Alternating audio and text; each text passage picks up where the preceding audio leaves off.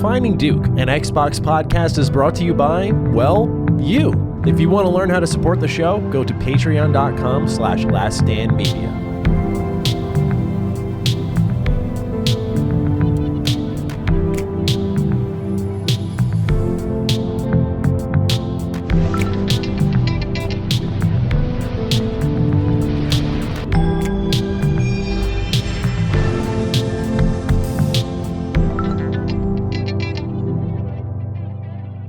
Salutations, everybody. It is Maddie here today, and welcome to episode 219 of Defining Duke, an Xbox podcast. Today, I'm joined by my co-pilot, Lord Cognito. How are you today? Good. What's up, sidekick? How we doing?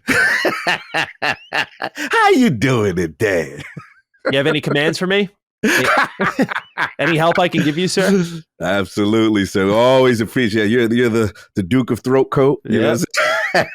Give me a transcript for Defining Duke episode 219, please. Yes, please. I don't even have to listen now. Duke Co-Pilot, please refer to Throat Coat. Give us the significance and context. Yeah. That wouldn't be bad to catch people up, honestly. You know? They'd be like, people tuning in for the first time, they're like, why are they talking about coat and throats? Tapioca balls in their throats. What's going on here, right? Like, not bad. Not bad. But how are you, good sir? In all seriousness. Busy. Oh, my God. Whew. This week has just been, again, good busy. Yep. But just, it's non-stop. And I'm just trying to just figure things out and piece things in between. I have to look at my calendar. Okay, what am I doing? Where am I supposed to be? What am I supposed to happen? Yeah. It's one of those kind of things. But yeah, look, man, it comes with the territory, and I'm blessed. So I can't complain. You just gotta stay on tune with everything. But how you been? What's been going on with you? Good. It's our 7-year anniversary. We're in that weird in between phase now where we're celebrating our dating anniversary and our marriage anniversary. Like we've evolved now, right? So we're going out to eat this week. We're gonna do some maybe some bowling, some arcades, some thrift shopping. So yeah, why not? Why not? Just spend some good time together, right? But awesome. Yeah, good week. Playing some games. Got a lot done this week, but yeah, you're right. Good type of busy. But this has been a good week indeed, and perhaps a better week for some write-ins that we have. We have some patrons who wrote in, and they are doing quite well. We'll chat with them in a second. But ladies and gentlemen, if you want to write in, be part of our show, you can go to patreon.com/laststandmedia. Link in the description if you're here on YouTube. You can also find us on free feeds like Apple, Google Podcasts, Spotify, plenty more. We're always available on Sundays for free feeds, but if you want that early ad-free access right in on the show like Diddy's Dawn Quest did, you can go ahead and join up on the Patreon. Also get early ad-free access to all our other shows. You know, your Punching Ups, your Summon Signs, your Sacred Symbols, maybe other stuff. I don't know. But ladies and gentlemen, check it out. Link down below. Otherwise, Diddy's Dawn Quest has a health update. Hey, Dukes, just wanted to chime in and say I'm down 25 pounds so far this year. I took one piece of Cog's advice. I bought some decent gym clothes and shoes to wear. Now, even when I'm not motivated to go to the gym, I can't pass up the opportunity to look fresh in my new gym outfit. Thanks, boys. That's great advice, bro. I forgot about that one. That's really good advice. Bro. Look good, play good, baby. Yep. You know what I'm saying? You have that fresh drip. You want to go. You know what I'm saying? Like, it's dope.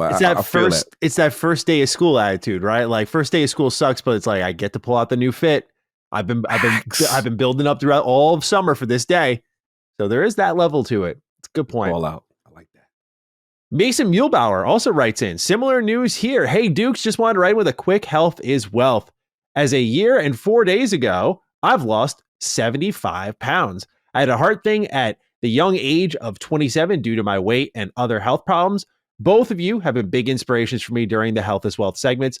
You guys also always keep me entertained during long cardio sessions. Even if this doesn't get read, just want to say thanks, guys. You give us too much credit. 75 pounds down, 25 pounds down. Bro. They're putting in the hard work, bro. They putting in work. 75 and 25? 25 ain't nothing to Steve with Diddy's Dawn Quest. But shout out to Mason. 75, bro. And shout out to him on the paying attention to his heart health, man. Cardio, EKG.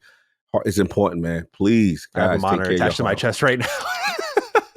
I did ask too. When I went to the heart doctor, they're like, okay, we're gonna put this on your chest for I have very little chest hair, and they like shaved what little I had left. I was like, bro, come on. Like I worked all my life for this and you just took it away to put this adhesive on my chest. But dude, this thing's evolved. It's the second time I've ever had to do it. Cause like when I go, it's I don't go as often as I should, but you know, I typically go in different phases of my life. But when I last went, bro, they give you like the chain, the necklace. It was like hanging off of you. I was like, bro, it's like it got an anvil, or it's like it's gonna give me bad posture. But this time, it's just like a little device that's the size of like a USB drive. Just attached to your chest, and that's it. Yeah, pretty convenient now. Technology is moving mighty fast. Technology, brother, it keeps evolving. I mean, I'm from the days of 1,000 stickers and the joint, and then you leave the office, you forget to take off some of it. Like, oh man, it's brutal. But yeah, we have evolved, man. But heart health is so important, especially blood pressure, gents. We gotta stay on the blood pressure. And I was definitely one of the worst offenders. And I tried to say I could do it on my own. And the doctor's like, okay, we gave you a shot. Now we got to give you something just to bring it down a little bit to keep you, because they're very proactive.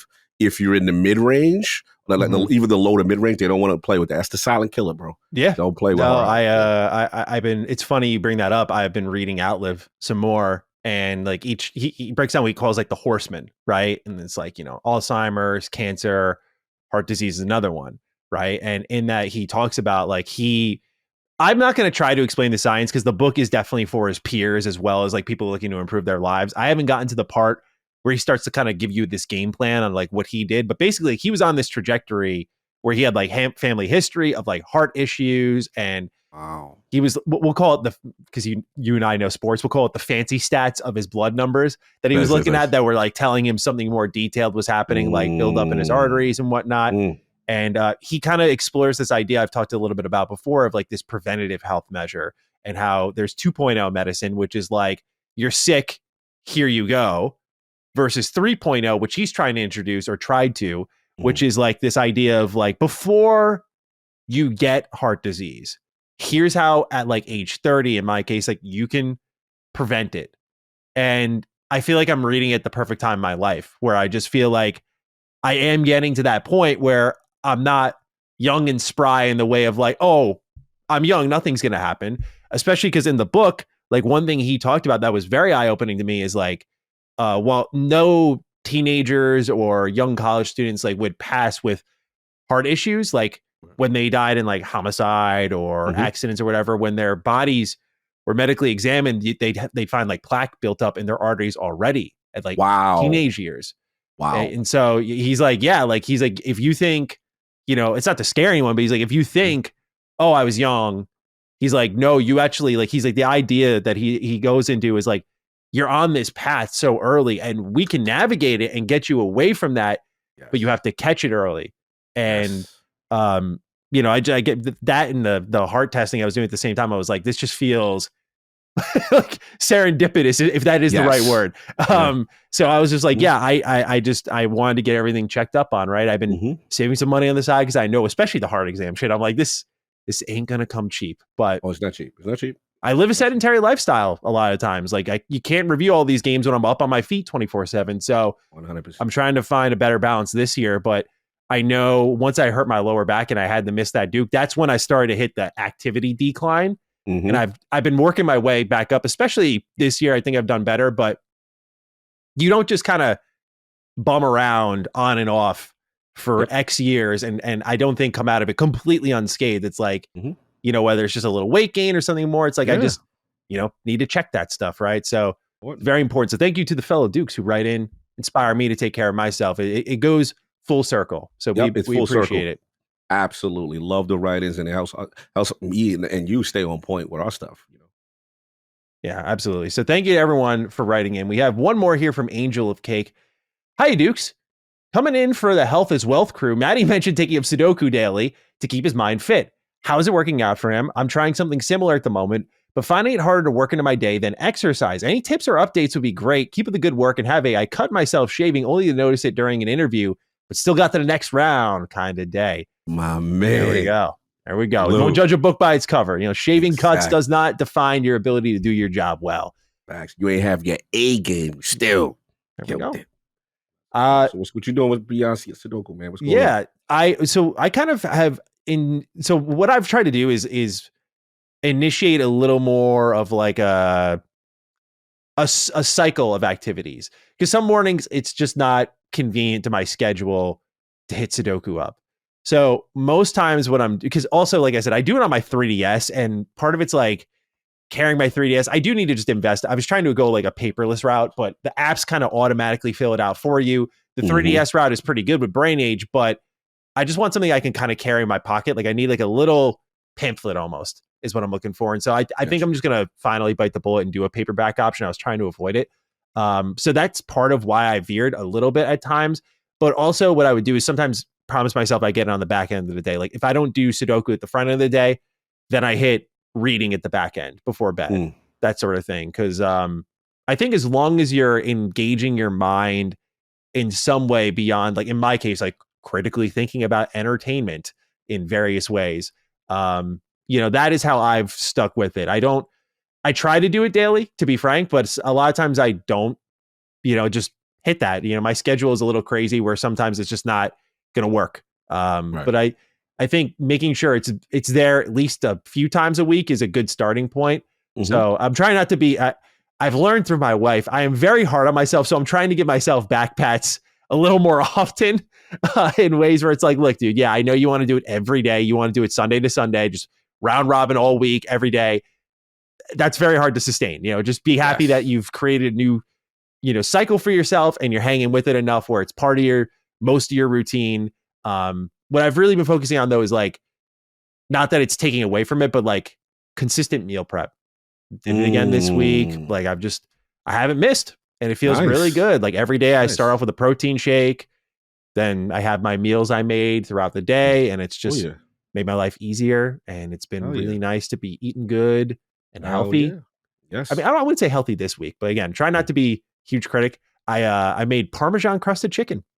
With sweet potatoes and green beans. Seasoned those fuckers up, something good. It was nice. Oh, all right. We got the seasoning too. All right. Yeah, like I'm trying to level up my game where it's good but easy. So yes, I've been busting my ass on like coconut curry chicken for like a month straight, and it's fun, but it takes a while.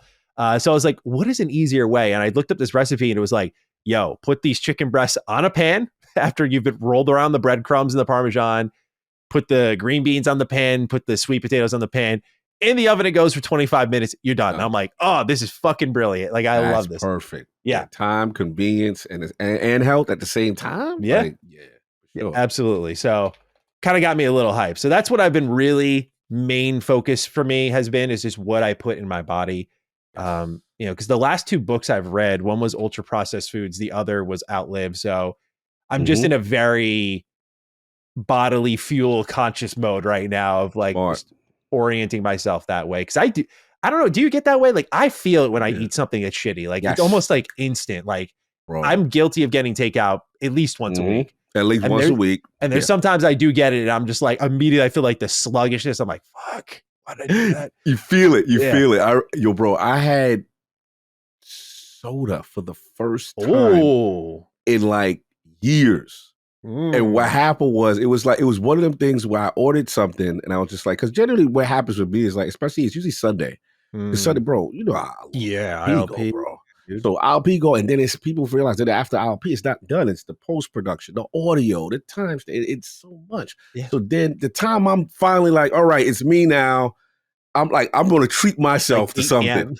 Yeah. And it's like 7, 8 p.m. You're tired and you don't want to necessarily cook or do anything. So I'm just like, all right, I'm just going to order something. So I forgot what I ordered. I think it was Red Lobster. I was like, I'm going to treat myself. I like a little Red Lobster. Hell yeah. I was like, let me get some Cheddar Bay biscuits. I was like, let me get the 3 shrimp trio.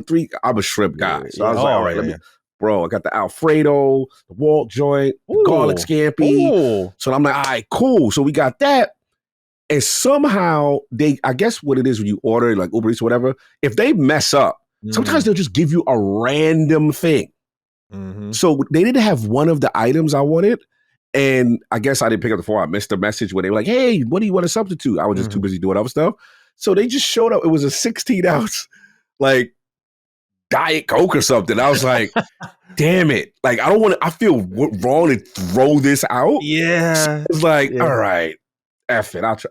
So I was like, man, this is sweet as yeah. It was good, but I was like, damn. And then afterwards, I was like, yeah, I probably should have done that. Yeah. I was like, you feel it immediately. You feel the sluggishness. I'm like, man, there's so much sugar in this. It's so much. What is it? High fructose corn syrup in this. Jesus, it's been a minute. I fell prey to ginger ale because Laylee's stomach was upset, and like I hammered a few of those down. I was like, "Fuck!" I was like, "This." There was a little moment of like, "Oh, I miss this feeling. This was really good." The addiction. You see where the crack addiction kicks. You like you see why this makes you want more withdrawals. Of it, bro. Hell yes. Same thing with like.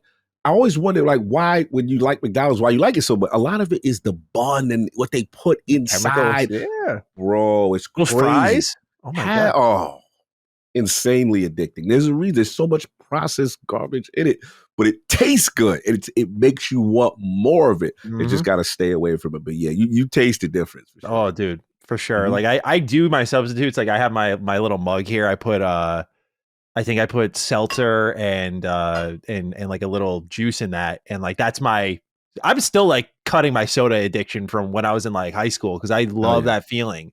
It is so good. And yeah, it just like immediately started to fire back on me when I like had a couple of ginger ales. I was like, babe, we can't do this again. Like next time your stomach's hurting, we got to figure something else out. Yeah, man. But I told you my major one is Chick-fil-A, the frosted lemonade. Oh, you got me on that. That shit, that gave me a headache. That was so good. That gave me a headache, bro. You had it. I didn't know you tried it. Yeah, bro. Yeah. I forgot to tell you. I did get that. That was last year, I want to say. Yeah. Bro. Yeah. Tell me that straight. No, dude, so good. So good. Yeah. And they give you a little bit of it, and you want to be greedy and get hope they came with a bigger. That's how addicting it. I was like, man, I feel bad because when I don't get Chick-fil-A off of what I got, I'm like, well, I kind of got to do it. So it's like tradition. It's bad. Yeah. Fuck all these fast food places, man. They're so good at what they do. Yeah, so good and not healthy as well. No, not at all. All right. Thank you, everyone, for your write-ins. We got plenty more of this show, but for now, we move on to Cog. Would you hit the theme for us? Thank you. We have an update on the future of Starfield, an update on an update, if you will. Someone had tweeted at them, hey, what the hell's going on? And to be clear, Bethesda has not posted an update on Starfield since early November. Before that, though, obviously it was Shattered Space, the reception to that was the end of September. We know how that went here on Defining Duke. So it's been all quiet for about half a year now from Bethesda Game Studios when it comes to Starfield. And here's what they wrote, quote, "We know you're eager for an update and we truly appreciate your passion for Starfield. The team has been hard at work, and while we're not ready to share specific details yet, we have a lot of exciting things planned for the game this year that we can't wait to talk about when the time is right. We're listening and taking your feedback to heart. Thanks for being part of this journey with us," end quote. So, Cog, I turn to you. Number one, I think the first thing is their recommitment to Starfield. There was a level, and I think it's fair, a level of mild concern of like, hey, Shattered Space was supposed to be the bounce back. It was, in fact, the opposite for a lot of folks. And I'm not speaking generally on that. You know, the reviews speak for themselves across the board. Most importantly, the user reviews speak for themselves. And the player count was affected afterwards, where you're like, hey, if you're a business and you know Elder Scrolls 6 is up next, like the best choice might be to cut your losses. But we are talking about the company that hung with 76. And if they hung with that, you have to imagine they're going to hang with Starfield, right? And it seems like that's what they're doing. So first things first is kind of just addressing that they're going to stick with it, at least one more expansion. But they're saying they have a lot here. My question for you, sir, is when is the moment to talk about all of this? Because the last thing I'll kind of set up for you is what I view as a little change in philosophy. The boys and girls at Bethesda. To me, it's about what Todd and Phil were kind of saying post Shattered Space. Remember, they were like, yeah, maybe we shouldn't have given the buggy out. Right. Well, that we don't like that statement. What I think it indicates is that they might be thinking, if we took like, remember they got the dialogue camera in, they threw that into a free update. Yes. Here's all these options for your difficulty. They threw that in a free update. Here's these new quests, this new Bounty Hunters Guild. We'll throw that in a free update. Here's Creation Club. I wonder if they're thinking, hey, imagine if we, you know, this is broadly speaking, but like did pile most of that together with Shattered Space and put it out there. If a content is king approach hit the consumers, would that have, I know at the end of the day, it's just addressing quality concerns in my opinion, but from their point of view, they might be trying to almost game the system and be like, what if we just push so much content on their laps that it's like, yeah, this is great because you just get so much for so little, $30. What do you think is happening over there at Bethesda where they're waiting? Are they holding these updates that typically would have been free and announced by now for a later date because they know now that they can't just kind of piecemeal it, but that they need to really earn it when they speak next and whatever they plan to do next? So what's your kind of feeling on the future of Starfield with that information in mind? Yeah, that's a good call out because we did see the initial feedback. They seemed like surprised in a sense, like, man, maybe it would have been better to consolidate, all those updates into one thing. And then, it comes through in the form of like a bigger expansion and it seems so feature rich. And I get the mentality, but that doesn't address still the core issue, which was we did not like Shattered Space, right? And what we think that they're capable of, especially from what we consider a hand-drawn perspective or, originally non-procedurally generated perspective, right? Yeah. So the key that I like is this. The sentence I like is we're listening and taking your feedback to heart. And what I'm hoping is that Shattered Space was that watershed moment. We were not kind to it. And for good reason. And it's not just us. The Dukes did not like it. You know what I'm saying? I criticized it. Really? Very hard. Just newsflash. I didn't like it. There's things I don't like from Xbox. But at the end of the day, and this was one of them, this was a big disappointment. I'll be a messy. But this was a big disappointment. And it was just like, man, it got to that moment like, man, has the champ been lapped? Right? That was how I came out of it. And I'm like, because there's so much potential with Starfield from a foundational standpoint to expand upon. So what I'm hoping is they've taken that time and they've taken that feedback. I hope the feedback isn't, just because it wasn't a whole bunch of features, that's why they didn't like it. No, we didn't like the core experience of what Shattered Space was, as the cops agree. Yeah, absolutely. You know what I'm saying? Right now. Going to arrest Todd right now. Yo, stop. But it is interesting. I think to your question, which I did answer, which is when. I mean, it seems showcase, right? Maybe it's time to put something together and say, hey, here's a trailer of what the next thing is. I don't know if it's something Starborn related or whatever. There's so many stories to tell. There's so many things you could expand upon this game to truly try to improve it, and that's what I'm hoping for. But that's the main thing. I don't want them to be caught up in their own hubris that what we did was okay with Shattered Space, and it's just a matter of we could have just put it all together and give a big feature set. That's nice. We like that, but get back to your core assets is where we want. Yeah, I've heard that sometimes they're like short on resources at Bethesda, and I wonder if that played a factor in Shattered Space, just because they are that small. Like again, a lot of people look at Bethesda as like a huge studio, 400 people all working on the same thing, which is plenty. And even the couple of hundred that worked on Starfield is still plenty. So I'm not making excuses, but they take those those teams and break them up into like 4 or 5 projects instead. Yeah, and point. I do wonder a world of if they consolidated their focus a little bit, what a thing like Shattered Space could have looked like. Because I got the feeling they underestimated the importance of it, because I was saying in my video talking about whatever's next for Starfield, I'm like, this is just Elder Scrolls 6 morale at this point. Like, I know there's business behind it, but there is a level of like, the reason people were excited, because we've been through this wave before, albeit I think Fallout 4 is a much better game than Starfield, but Fallout 4 comes out, it's like Bethesda can't do role playing. And a lot of people who I think don't know what they're talking about are like, it's because of the creation engine. So Bethesda says, well, all right, bet, here's Far Harbor. Not the engine. Like, we just chose not to make a RPG driven experience, but we can do that. And so that moment there for a lot of people was like, oh, okay.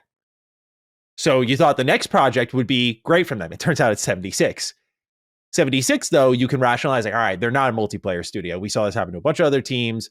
So you move into Starfield with that confidence of like, we're getting back to what we know Bethesda for. And while I may disagree, there's I think a lot that they delivered on, a lot that they missed on in hallmarks. But if I'm talking like questing and that sort of thing, I enjoyed it. I did enjoy that aspect a lot in Starfield. But now we're doing that loop again. It's like, well, a lot of people did not like Starfield. That has to be acknowledged.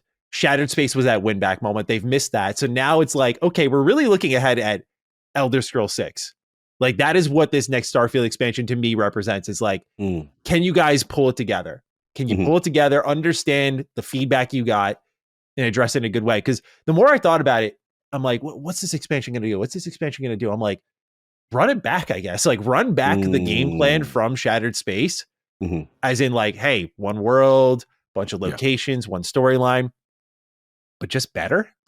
Right. Like, I don't know how else to put it. I'm like, I, like, the format for Shattered Space is great. Like, one place, you know, it's driven by a faction. There's a story here. There's lots of places to discover. It's like, you guys have all the items on the list, just like the ingredients, if you will, that made all of them weren't great. So I think that is what is so important about this expansion, and why I eagerly anticipate the next update. Is more like, dude, I want my confidence restored again. I've been through this loop before, you know? No, I get you. I think what it is if you look at Shattered Space from a top level, it appeared like they had the assignment, right? Like, yo, like you said, focus on one area, focus on one faction, whatever. But the implementation, as we said, was just, it wasn't executed with the truest of hardcore sensibilities that we know that they are capable of, right? And even just from the interactions of Andraja, and, you know, we wanted a more powerful thing there than even with the interactions with, you know, we still saw the procedural energy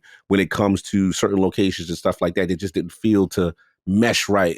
There was just, and I know my main issue was when the ending choices are presented and they're like, yeah, you pick that, but no, really though, I want you, what you want to really pick. And I'm like, wait a minute, but I wanted to pick that. You know what I'm saying? And I was just like, whoa, I've never seen. So I was like, now you're limiting me on choice and consequence. And what really did this affect in the scope of things? I had to have lived with you. I always forget about that because it's like a coping mechanism. It's like, forget about it. But you always bring it back to me. I'm like, oh yeah, that shit pissed me off so bad. I've never seen a game do that. A game was like, yeah, you get to choose 1 through 4. All right, 4. Nah, but really though, 1 through 4. I'm like, what?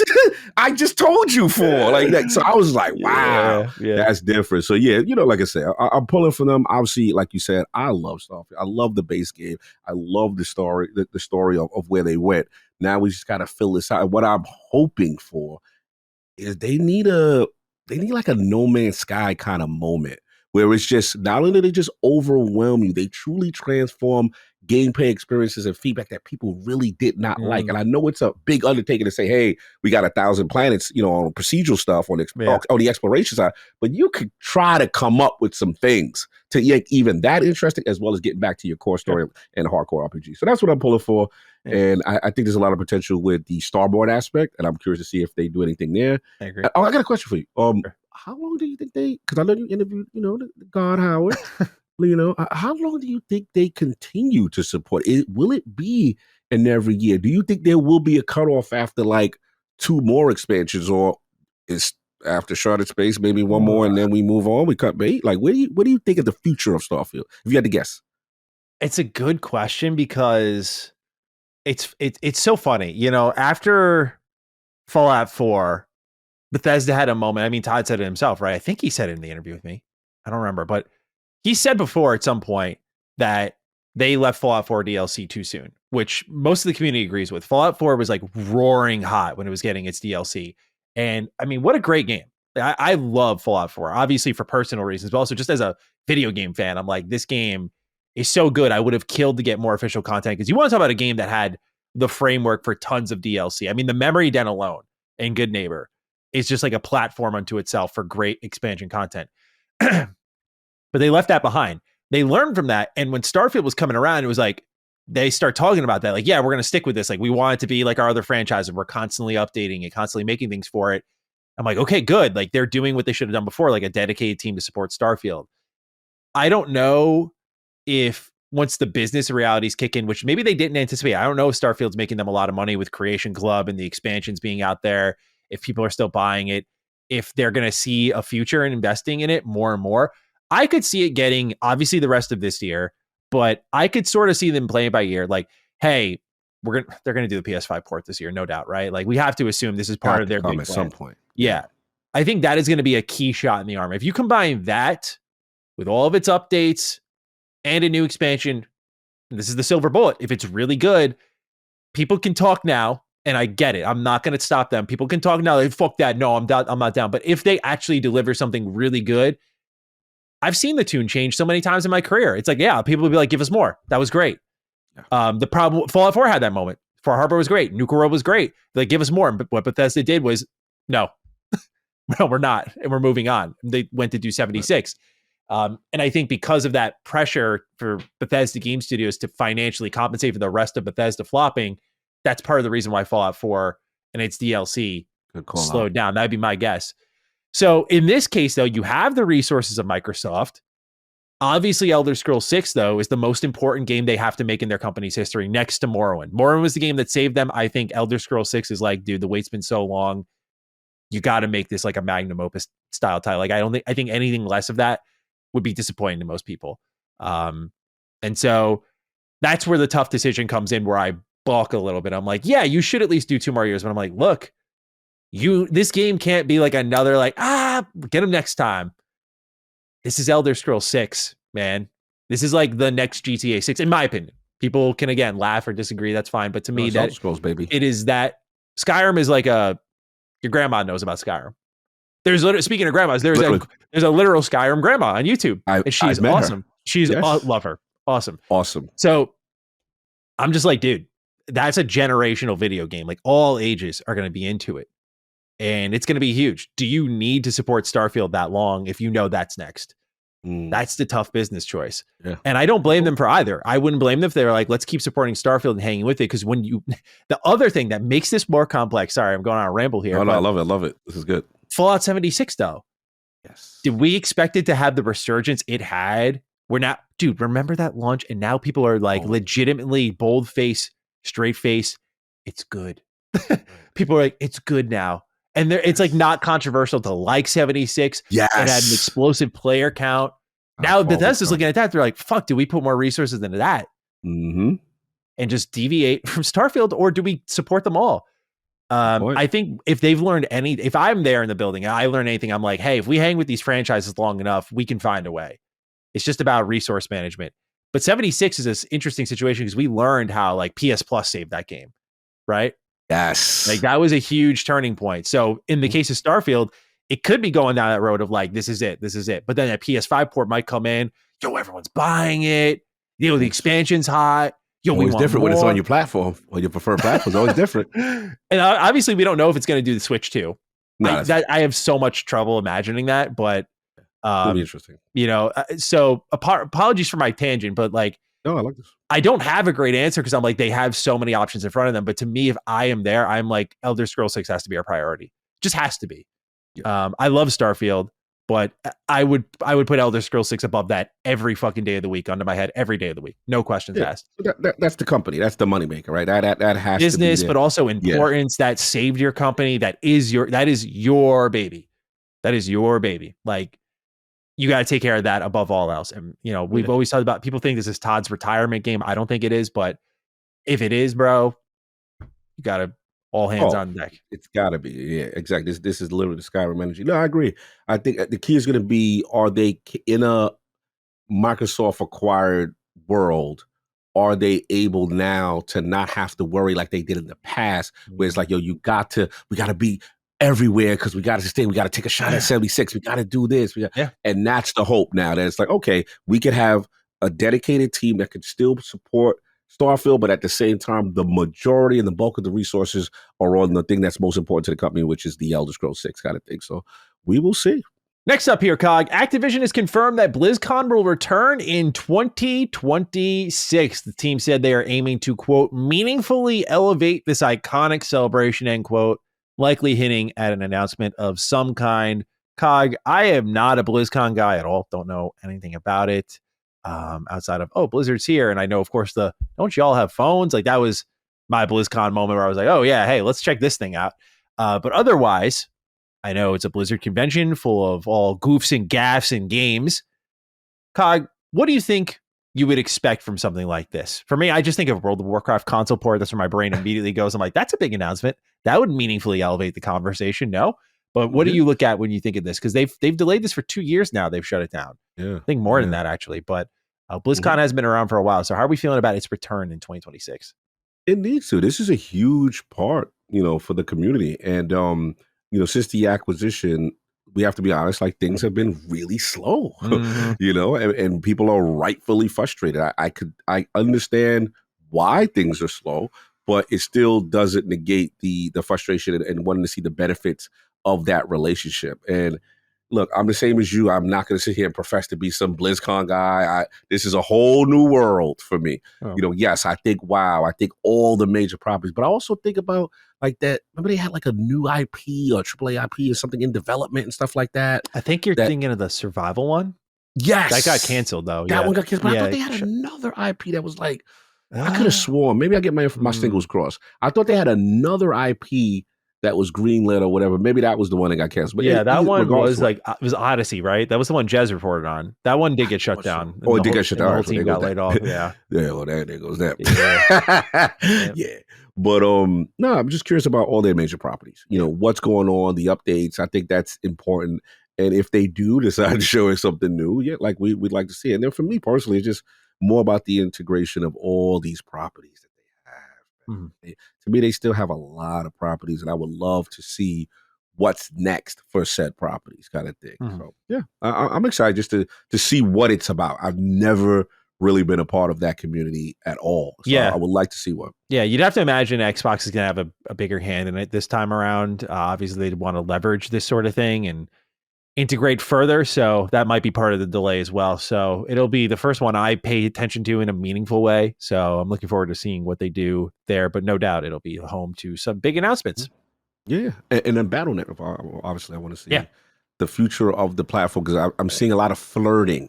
Yes. And I'm curious to see, as far as Xbox first party stuff launching on, obviously we talk about Avowed, stuff like that. Yeah. Battle.net is very key for the future, how that goes. I wonder what Avowed sales are on Battle.net. I would kill to see that number. I can't imagine it's very high, but I would kill to see that number. I agree. All right. Next up here, Cog. Tony Hawk Pro Skater 3+4 will ditch 4's original career mode. The confirmation comes by way of Kotaku, who says that instead of 4's mission-based structure, it will function like the first 3 games with a list of challenges to complete in a 2-minute run. So we talked about this a little bit last week. I was a little worried. This is where we were headed. Does not kill my hype for the game, but I'm not going to pretend it's not disappointing. Gotcha. Tony Hawk is still awesome. The format they have here, to have it consistent, is not a bad thing, but what it kind of firms up is like what they went to go on and do with the franchise started with 4. Like 4 introduced the mission-based structure with those set maps that would then lead into Underground 2, and my personal favorite of the series, American Wasteland, which is this more open world structure that had unique missions and fun activities to do. And I get why they would build it this way. It's probably saving a lot of resources and development time, but it's a bummer because, at least from my point of view, this is not falling in line with like the groundwork that started here in 4 that would go on to do an Underground 2. And if you're thinking of that in the remake culture, I think the same thing goes. Like you start the groundwork in 4, you build off of that into Underground 1 and 2 remake. Do they still have a chance of doing that? Of course, but it was a little disappointing to see this, especially because Tony Hawk Pro Skater 4 out of the first 4 games is my favorite.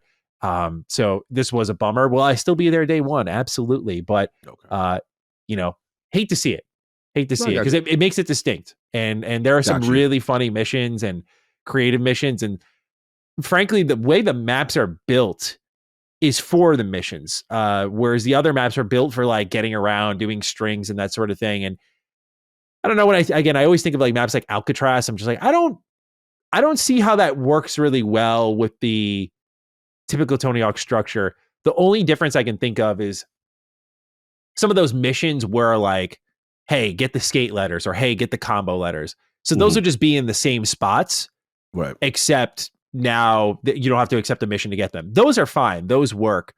And maybe they take those challenges like, I think one of them was like Rodney Mullen telling you to do like a special trick over like a bulldozer. Maybe that's now just a map specific challenge. So that's why it's not like full doomer for me. I think there is a good compromise here. I just worry that what it means for the future of Tony Hawk remakes a little bit more. Got you. I get you, especially when basically the later one, based on what you explained, it's 4s would introduce this, and I'm going to assume the community liked this structure. Yeah. So now that they're coming back, they're like, man, I was hoping for that. Yeah. But to your point, if it's implemented, if it's there at its core, but just not in the mission, like you said, it's location or region or whatever specific. then maybe that's the compromise. And that's the hope, because you would not want a lot of this content to not exist at all, right? Yeah. So that maybe the way they allocated. I think there's an easy compromise some people are overlooking. I don't think it's all going to be smooth transition. Like there was a mission where you like I'll just stick with Alcatraz. You have to like sketch the back of the cart and like go and like knock birds off railings and stuff. I don't think you could do that in the framework they're proposing here. Like maybe there's one where you can like grind the rails and knock all the birds off across the level. Right. Like maybe there's ones like that, but otherwise, you know, there are going to be parts that are missing, but I think there are enough places they could try to compromise that maybe it's not too bad, but it is still disappointing. And like I said, you know, for me, especially like I have strong nostalgia for that game compared to that's your baby. Most of the others. So it's like, oh man, you know, that's the one. That's your one. Yeah. I got you. You know, such is the life of me and my remakes. I just don't really seem to get what I want with these, man, outside of Dead Space. I was about to say, don't do that. We about the Dead Space, bro. You got to let me have my pity party on these moments. All right, fair enough. But any thoughts on this, Cog? I think you're new to this sort of stuff. I remember you never played these. So does this kind of excite you, knowing like, oh, it's all going to be consistent 1 through 4. So when it's all on Game Pass, maybe you just like you want it. This is where Game Pass wins for a guy like me, someone who completely missed out on all these games.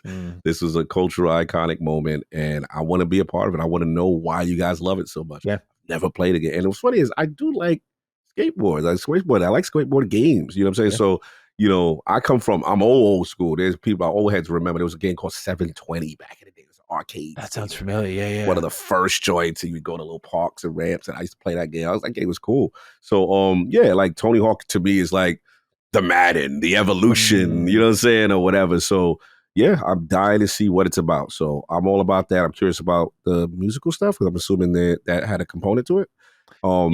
Yes or no? You talking about the music in like the games itself? Like, in general, yeah. Yeah. Oh, dude, the soundtracks of these games are so good. And I imagine, I already heard familiar songs in the trailer. So they did a good job with 1+2, bringing back a lot of the classics. So that's fire. See, that's what I wanted. I want the feel. I want the vibe. Yeah, you won't be missing out on that. That's what at least 1+2 did really well. 3 and 4 look like they're going to do extremely well too. Again, you're going to get the essence, because you're going to get the crazy guest characters, which I think is really exciting. Like you're going to get Doomslayer and Revenant on skateboard. Like that's awesome. Yeah. They're doing a good job nonetheless. It's just, it's unfortunate, but hopefully it doesn't have implications long-term on other Tony Hawk remakes that they can do. Yeah. And hopefully the majority of that content is in game, just in structured different. And hopefully, I'm just fingers crossed. Agreed. All right, Cog. Next up here, really surprising statistic, but interesting timing. Thomas Mahler of Moon Studios has confirmed that the Ori series has sold, emphasis on that, more than 15 million copies now. That is very impressive. I had no idea it was that popular. I love Ori, but this made me feel pretty good. I was like, okay, I thought this was always the unsung champion. 15 million copies, though, that is awesome to see across both these entries. So how are we feeling about the stats? Oh, I'm so happy. Like this, I've been playing Ori recently, so it's a full circle moment for me to give Moon Studios their flowers. I'm wondering what the Switch splits are, because remember it went to Switch, and I felt that was a great Switch game, but I wondered if they supported it and stuff like that. So, bro, 15 million? I'm like, that's hearts right there. That's cheers. Yeah, there's just good ways to like. How do I word it? Like, it sounds dirty, I guess, when you talk about it out loud, but like there are ways to keep your IP relevant and new and interesting ways of releasing it. Like obviously jumping platforms is one thing, but like Ori is a combined story, right? So it's like, well, then the next SKU you do after your definitive editions is the collection. So when you think about it that way and how many versions of the game they were able to sell, it makes sense, right? I imagine a lot of them came from Switch. Yeah, like I would assume so. Like it's a perfect game for that platform. Did it ever go to PlayStation? I think it's on PC. No, I don't think it went to PlayStation, right? Yeah, because 15 million without PlayStation is pretty interesting, and I wonder if that's what may have reignited talks. Is like we already have 15 million. We can bring this over to a new audience, and we can try to do a third entry. I mean, the stats there just kind of line up to me where I'm just like, this is interesting timing with this man kind of putting Ori 3 out there. We're making calls, and he's like, by the way, 15 million. Just 15 million for a genre. He also put in a little jab there. He's like, for a genre everyone said is dead. Yeah, I saw that. I saw that. That was lit. And we forget like the Steam and the PC. So the Steam and PC definitely had to support. That's my feeling. So I'm curious on the Switch numbers, but why it's amazing to me is because we knew what the relationship was, and now it seems like there's a mending of defenses, and he alluded. We are in talks with Microsoft right now about that. Their focus is on, no rest for the wicked right now, but they want to talk, and I would love, that would be a full circle moment, and it would be everywhere. So they would win, and Microsoft would completely support that strategy based on where they are now. Yeah, there's a couple of games from that early Xbox One era that I would love to see make the jump. Give Rise a second chance, man. Come on. Right. Bro, or I Killer ran Instinct down is another one. Killer Instinct. I ran down on my man Sam Lake, bro. Quantum Break, bro. You know what I'm saying? Like, I mean, I know Microsoft got it, but hey, people would like it. There was a lot of potential there. Quantum Break was another one. Sunset Overdrive. We know, the history obviously Insomniac's over the PlayStation now, but there was. You're right. Xbox One sometimes gets a bad rap because there was so many IPs with potential that never realized sequels, and you're like, damn, Sunset Overdrive is the one that haunts me the most, though. That was my favorite. I love that. What's the name of the cola? What was the soda? I forgot. It was like a funny pop. I forgot the name of it. It was funny. Like, the whole game was hilarious, and you could tell Spider-Man got some influences with moving around and certain things. Oh, like that. Absolutely. Overcharge is what it was called. Overcharge Delirium XT. Yes. Yeah. Hilarious. Great game. So unique, colorful. Oh man. Great start to the gen. I remember that game very well. That was so much fun. I remember that was like a really surprising partnership at the time where like Insomniac is making an Xbox exclusive game. And it was amazing. It's just, those first 2 years, man. Yeah. Good times. Could have been. All right. Next up here, Indiana Jones and the Great Circle is headed to PS5 on April 17th, according to a leak. There will also be a premium edition that grants a couple of days of early access starting April 15th. We have a great write-in here from Embers Arcade Dukes. When does early access become too early? The industry standard seems to be somewhere between 3 to 7 days, but with publishers leaning to early access as a means to extract more capital from willing customers, I'm beginning to wonder how much the market will tolerate. Is there a point of diminishing returns for offering too much early access? Would love to hear your thoughts. I thought this was a really good question, again, because we talked last week about how well early access Forza was doing when it's already got so much play. Like it is done extremely well. People had their opportunity to get into it, and yet more people than ever are like, I can't wait for that. I need that a couple of days early. I'm like, bro, you've had it for 4 years. I know not everyone has the hardware, by the way. I'm just saying though, like with cloud gaming and just there's so many different options. I'm just like, you've had 4 years and you're like, I can't wait an extra day. Sorry, I'm gonna pay $30 more for that. I'm just like, I know it comes with extra DLC, but I'm just like, that is crazy to me. Granted, I own a bunch of these consoles, so I know I'm coming from a different angle here. But Indiana Jones, same thing. It's like, why, if you're Xbox, why the fuck wouldn't you? If people are willing to pay for it, and look, y'all better be there for Indie Premium. We need to fill those pockets. We need to fill that. We're gonna engage in a little corporate bootlicking here.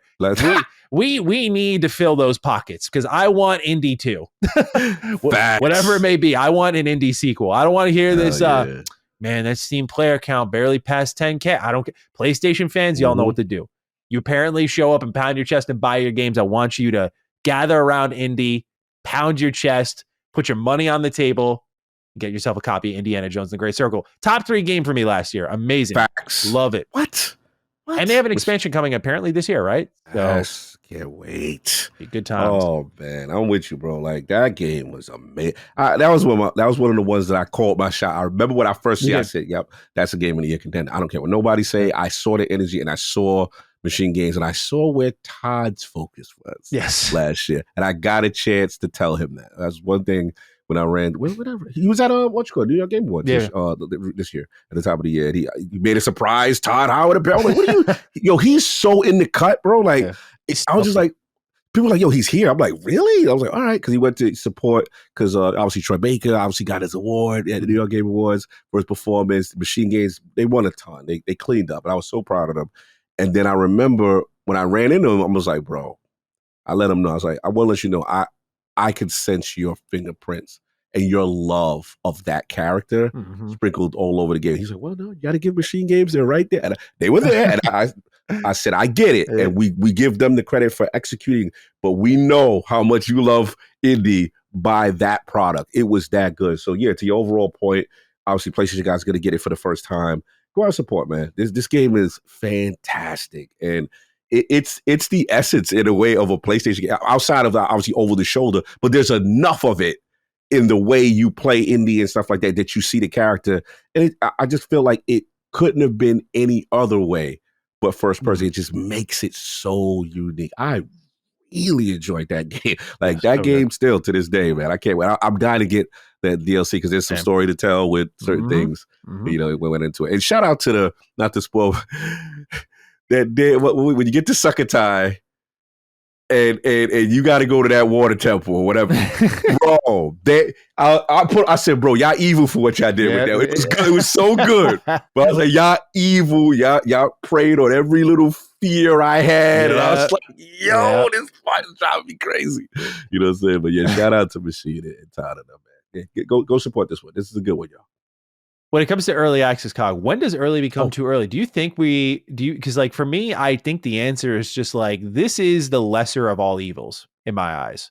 I don't mean to over defend it. I do think artificial early access is stupid, but if you're asking me that or injecting like microtransactions and that sort of stuff, I would take artificial early access. Do I absolutely buy it knowing like, yeah, this game has been ready and you're just, this is the actual release date? Yeah. Facts. But I don't know, man. Like if people want to pay up to be like, hey, I have a busy life and it's the weekend, I'm going to buy it now.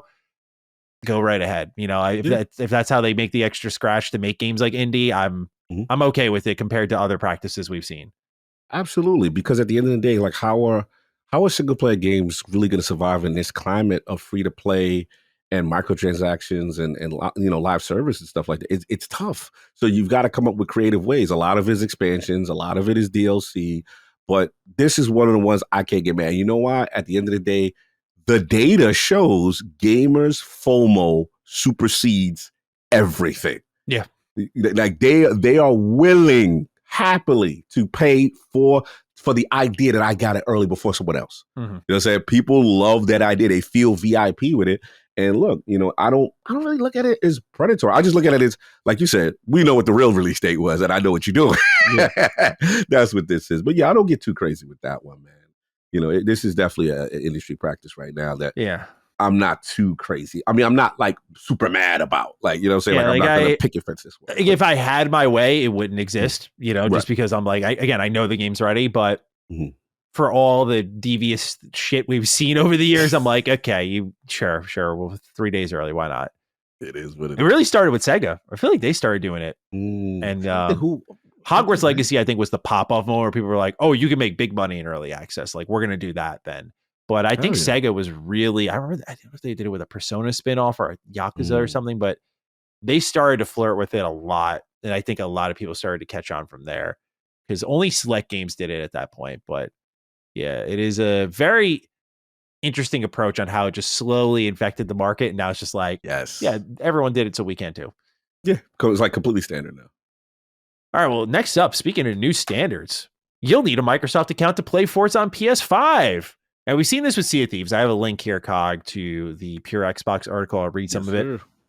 They say, although this probably shouldn't catch too many players off guard at this point, as highlighted by our friends at Push Square, one detail in the official FAQ has raised questions about the preservation of Forza Horizon 5 on PS5, where they say you'll need to link a Microsoft account in order to play Forza Horizon 5 on PS5. This process begins the first time you start up the game on your console, to which Does It Play one on Twitter, who's an account that kind of focuses on the preservation of titles, noted that because there's no physical version and now the mandate for this account, all preservation of Forza Horizon 5 is kind of out the door. And as Pure Xbox writes on, they say, so if the account linking feature was ever disabled, the game would no longer be officially accessible or playable unless it was later patched out, of course. Xbox also isn't releasing a physical copy on the platform, which has led certain members of the PlayStation community to believe there are some legitimate concerns here. This is the first time something like this has come up, and the Forza series in general also doesn't have the best track record with existing titles in the Horizon series being delisted by Microsoft one after the other. That said, PlayStation has gone down similar account linking route with its own titles on PC, which has led to controversy, of course, with Hiroki Totoki and what happened with Helldivers. So what Xbox does this for, right, is you get to track these analytics, but at the same time, Forza Horizon 5 can just go bye-bye whenever you don't want to pay for those licensing fees or anything like that. So I'm not surprised. This is when I warned people about a sort of like digital push from Xbox and what that meant. It comes with a lot of great things, which we'll talk about with the new hardware updates, the play anywhere, access your games anytime, anywhere, that sort of thing is exciting. Like, I think two things can be true at once, but with that, games become more online, and Xbox needs to track the data more intimately. And they do things like forcing account signups so that, if you're playing on PlayStation, we still get to track your like player data, that sort of stuff. So when we bring the numbers forward to investors, like, 8 million players day one. And what happens there is, again, they're already stepping away from box copy. So no one should be too surprised. So I'm not going to beat my own drum too hard on this, but yeah, like Xbox is entering a culture, and I think others might follow, Nintendo being the last in line, but Xbox is entering that culture of like their games that they make are not going to be permanent. There's not going to be like, at least with a lot of games behind me, it's like I have the disc. If I ever want to play it, if something ever happened, it got delisted, ripped off the market, I have it. But with a lot of their games this generation, a lot of the product you buy is like a product key. You're not really even buying a disc. So if there is outrage for it now, it should have been much earlier, because this was already happening, just in different ways. But this is kind of what being in the Xbox ecosystem brings to the table with it. It's like, yeah, these games don't get preserved. And especially products like Forza that depend so heavily on licensing deals, music, cars, like these are already given a shelf life by default, as we've seen. Like, I think Motorsport 7 was delisted, as we talked about. Yep. So those are my thoughts on it, Cog. What do you make of this? Yeah, pretty similar. Not surprised. I definitely understand the preservation aspects, to be empathetic with that, in terms of, we wake up one day and it can go away. That is very true. I'm not going to sit there and minimize that. I just think it's a situation where it's just like, it's tricky with Horizon, because again, you're paying for licensed music, and then it's the car aspects, and a lot of these contracts are very specific and detailed. So it's a game series that theoretically, based on how it's structured, is going to be hard to preserve. Now, to your point on with the fact that, there's really no disc, and a lot of these games are just glorified, key holders for access. That's another part. With Forza Horizon 5 specifically, you have to go through a lot of chores when I play that on ROG Ally, like on offline, or my offline mode, like, bro, like, you got to go through a lot of steps to find it, and then to even be able to play it. It is meant to be an online game almost through and through. So yeah, it's that. I think here's the key for me. I rather the transparency with the account from the very beginning, how they're doing, like with this. They did this with Minecraft. They did this with Sea of Thieves. You are requiring it, the what you call it, because at least up front, before you can play this, you're going to need this. I think the mistake, what happened with Helldivers, was that they were like, hey, you could play. And now I did hear there were verbiage that maybe at a later time we would take away, but the feeling of being it taken away just doesn't sit well. It never feels good. Yeah. Exactly. And then obviously the PC community, they don't play that. Like, they are very like, bro, and you going to strip us remove it from the stores? Like, it was, PlayStation could have handled that much better. That's what it is. So in that case, I respect at least being transparent from the beginning. And overall, it's what you said. This is literally about monthly active users. They're going to be able to track how many you pre-ordered, how many you buy, how many races you're doing, all of that's coming to effect. And that when they have that data and they see how effective the strategy is, you're going to see more, say that kind of thing, or more games coming over that they feel, have those sensibilities. So that's what it is. It's unfortunate in the physical preservation side of it. I get that. I even though, yes, I am team digital for sure, but I get it. Like, it's like, yo, you wake up one day and the game is gone, right? I understand. It's just that Forza as a franchise, the way it's Horizon specifically, with those, what is it, the festival, and you got all the popular bands, and then you got every model car, and it's a lot of contractual mess with that. For them to be able to get it for as long as they get, I could only imagine what the cost is. So it's a tough one. I definitely emphasize both sides. Absolutely. Next up here, first time we got official confirmation of this project existing over at the Coalition, developers of the Gears of War franchise, but there was a Gears of War 2 remaster that was canceled 10 years ago. This comes by way of former Gears of War artist. I apologize if I mispronounced this name. It's Ayagare, i.e. Sanchez, I believe. And they shared an in-game material test for the Gears 2 remake that was in development, saying that this gross-looking model was made 10 years ago, but the project never happened.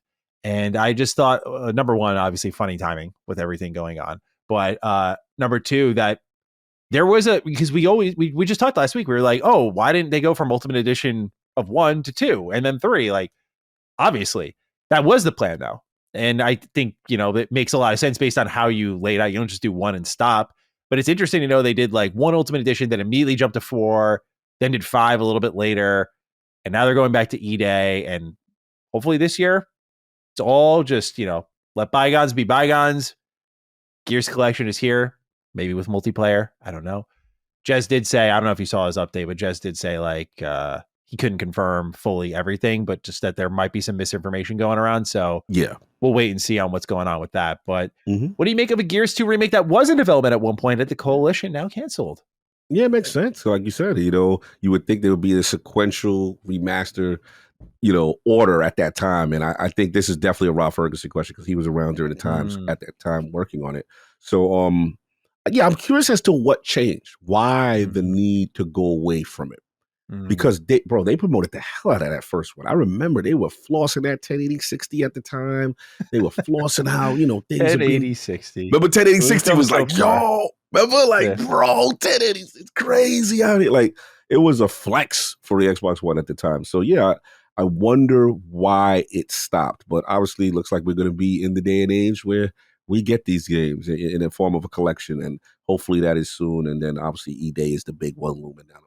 But it's cool to see stuff like this, see the conceptual art, see that it did exist at one point. And yeah, we got to get Rod in the realm of the Dukes, man. That would be a good get just to talk to him. Well, hopefully one day. But right now, we get to talk about Atomfall. There were some previews that came out. Did ILP or anyone at Lords of Gaming participate? Yes, Addict did, okay. But I'm not sure if I can talk, so I didn't know. Did you get a chance to? Okay, so no, I didn't get. We'll not be talking about anything. Yeah. No, I just saw they were out. They were like, people got to play for like an hour and a half. There were videos out. Oh, and their previews are out. Yes. Oh, okay, cool. Yeah. Well, we got right. It was really good. Okay, yeah. Addict liked it. Yeah, Addict liked it. His experience with it, and all I can say for my experience, which was way back. You know what I'm saying? Yeah. Me and you, obviously, it was both of us. Yeah, because we had the experience, and at the time, I was like, man, the premise is good, the graphics are good. And they had some AI issues. I was like, this combat and work.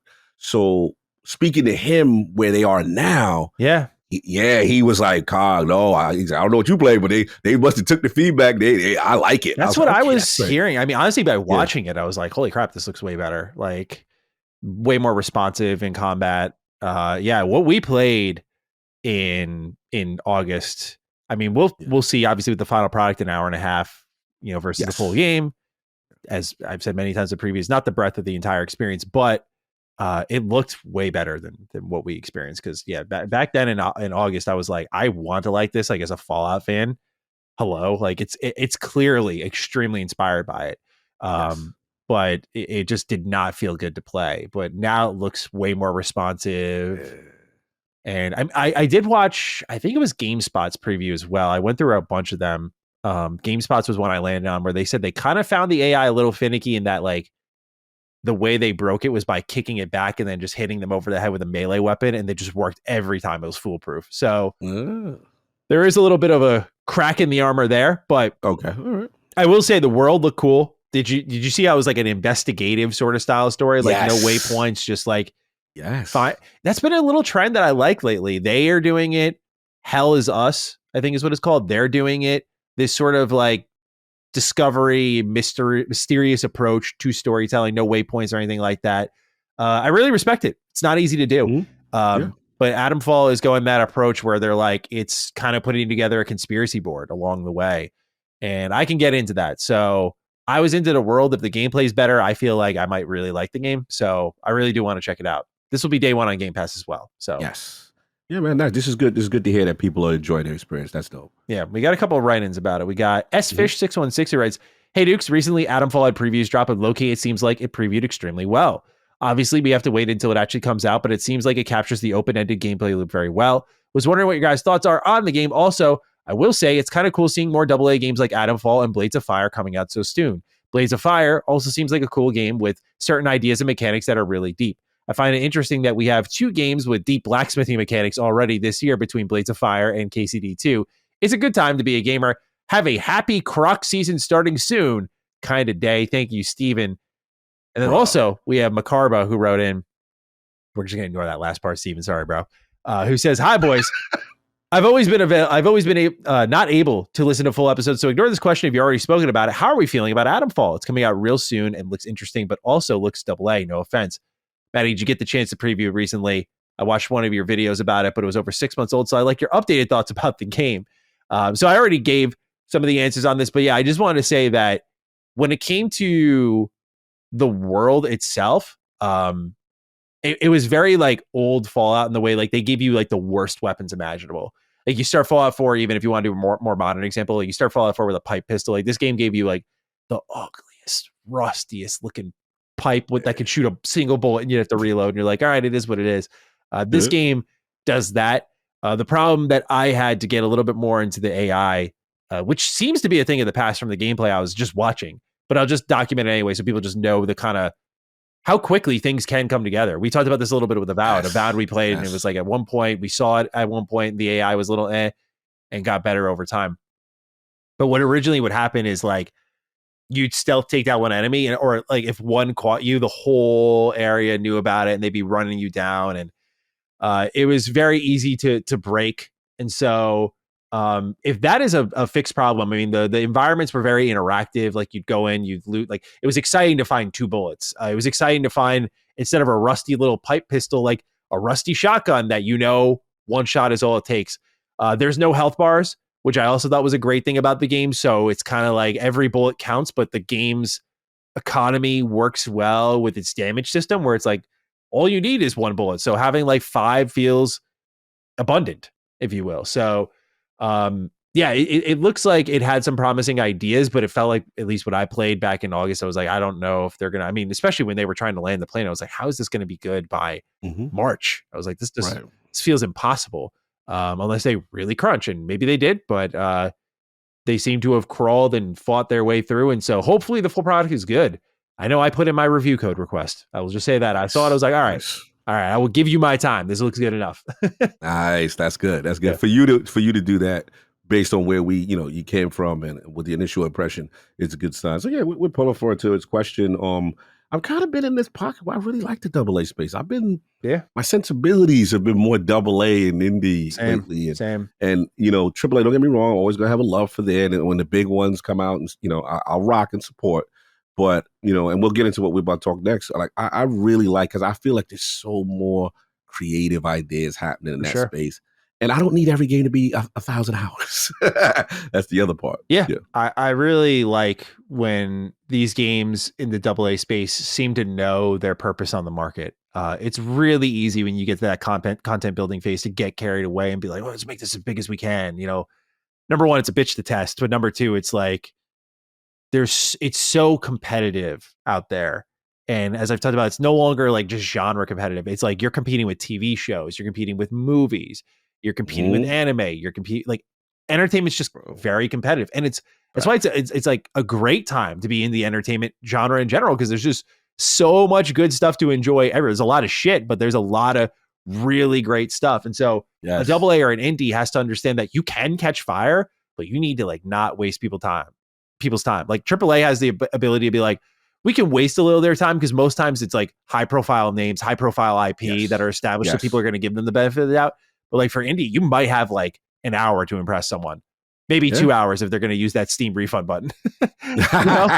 Facts. So I like that this is a game that seems to be just dialing in on one thing. It's like investigative gameplay, and that's what a lot of Sniper Elite does. This comes from Rebellion, and so I mean, I talked earlier about Sniper Elite Resistance. It's a tried and true formula. It's stale for a lot of people, but I'm like, hey, if it ain't broken, don't fix it. It fucking works, dude. It's really fun. It's really fun. So bringing that kind of set of mechanics and systems to first-person post-apocalyptic open world, and seemingly from what my eye test was going by, I'm like, we're using a lot of Sniper Elite assets. I'm like, this is smart game development. And look how many more people are talking about this compared to Sniper Elite, which just came out at the end of January. Like, oh yeah, it's really smartly done. So more of this, please, is what I'm saying. Yes, absolutely. All right, Cog. Well, speaking of AA, Nacon Connect 2025 just happened, and Nacon had a lot to show off. We have a lot to talk about here, and we'll kind of just pick through the list, whatever interested us the most. We have Cthulhu, the Cosmic Abyss coming in 2026, The Fading of Nicole Watson, Edge of Memories dropping fall 2025, Raven's Watch getting free Romeo and Juliet DLC May of this year, Rensport arrives on consoles as a racing game in 2025. RoboCop Rogue City is getting a standalone game called Unfinished Business. That's dropping. I love that name, by the way. Fucking awesome. Dropping summer 2025. The Mound Omen of Cthulhu is dropping 2025. Test Drive Unlimited gets season 3 content on March 19th. The Occultist is dropping in 2026. Styx is getting its third entry in the series called Blades of Greed. This is dropping fall 2025. And Hell Is Us does have a hard release date. It is September 4th, 2025. And in my opinion, the most interesting game on this list. A lot of interesting ones for sure, but not too much gameplay in a lot of instances. But Hell Is Us looks really good. Really, really good. Especially when you get Elias Tefexis as your lead voice. I'm like, bro, this guy's voice is so fucking good. Sign me up. Iconic. Yeah. So anything here catch you? Before I answer this question, why do I feel like, you know what Nacon is giving me? Did they change? Were they someone else before? Did they change their name? Was this? I feel like this feels like Focus Home Energy. They did not rebrand from Focus Home. Who is Nacon? I don't know who they are. Because I'm like, I like the majority formerly of the games. Big Ben Interactive. I've never heard of these guys. And I'm actually embarrassed. I'm like, yo, they have a lot of cog energy in their games. I'm like, yo, there's a lot of good AA energy. A majority of stuff that I saw, I liked. Man, the Cthulhu joint looked crazy. Obviously, you know, I'm a big fan of the RoboCop. The Ravens joint with the Romeo and Juliet. Like all these, I've never seen these games, and they all look interesting. I'm watching this one right now with the 4 players. What is this? This look crazy. What they going through the woods. Where they got one guy's a monk. And what game is this? This looks sick. There's a lot of cool looking ones there. Yeah, they got a lot. Even like the little ambulance chasing games or whatever. They got a lot of cog energy. I'm going to be paying attention to it. I did not know about Nacon. Okay, The Mound. I like this. Whatever this joint called, The Mound, Omen of Cthulhu. I'm about that game too. 90% of the games I saw here, I like pretty much a lot of them. Yeah, this was formerly Big Ben. So, yeah. Apparently, they had to rebrand. They were like 2 entities and they merged into a single company. So, yeah, I'm just trying to skim real quick. That's the vibe I'm getting here. They are on my radar from now on. They're giving me Focus Home Entertainment energy. When I used to go to Pat, I always used to love everything Focus used to do. Go to their booth. You know what I'm saying? They giving me that. Whoever's down with their game allocation and selection process, who's picking the win, they know how to pick them. I like these guys. They do cover all their bases. They got a lot of Cthulhu, so they love a lot of that. But RoboCop was awesome. Racing games are here. Horror first-person games are here. And Hell Is Us is a really interesting one to me because it is one of those genre bender games that has just a blender of ideas. Like the character design is, to me at least, at times very Death Stranding coded. Like especially the main character with the jacket and the forward cap. I'm like, I don't know. I just get this like this is a Kojima character. It's got From Software lock-on and UI and camera movement, but they're like, oh, it's not a Souls-like. I'm like, I don't care what you say. You know, you're wearing the coat of one right now. Like that flannel is on. You have your FromSoft flannel on right now.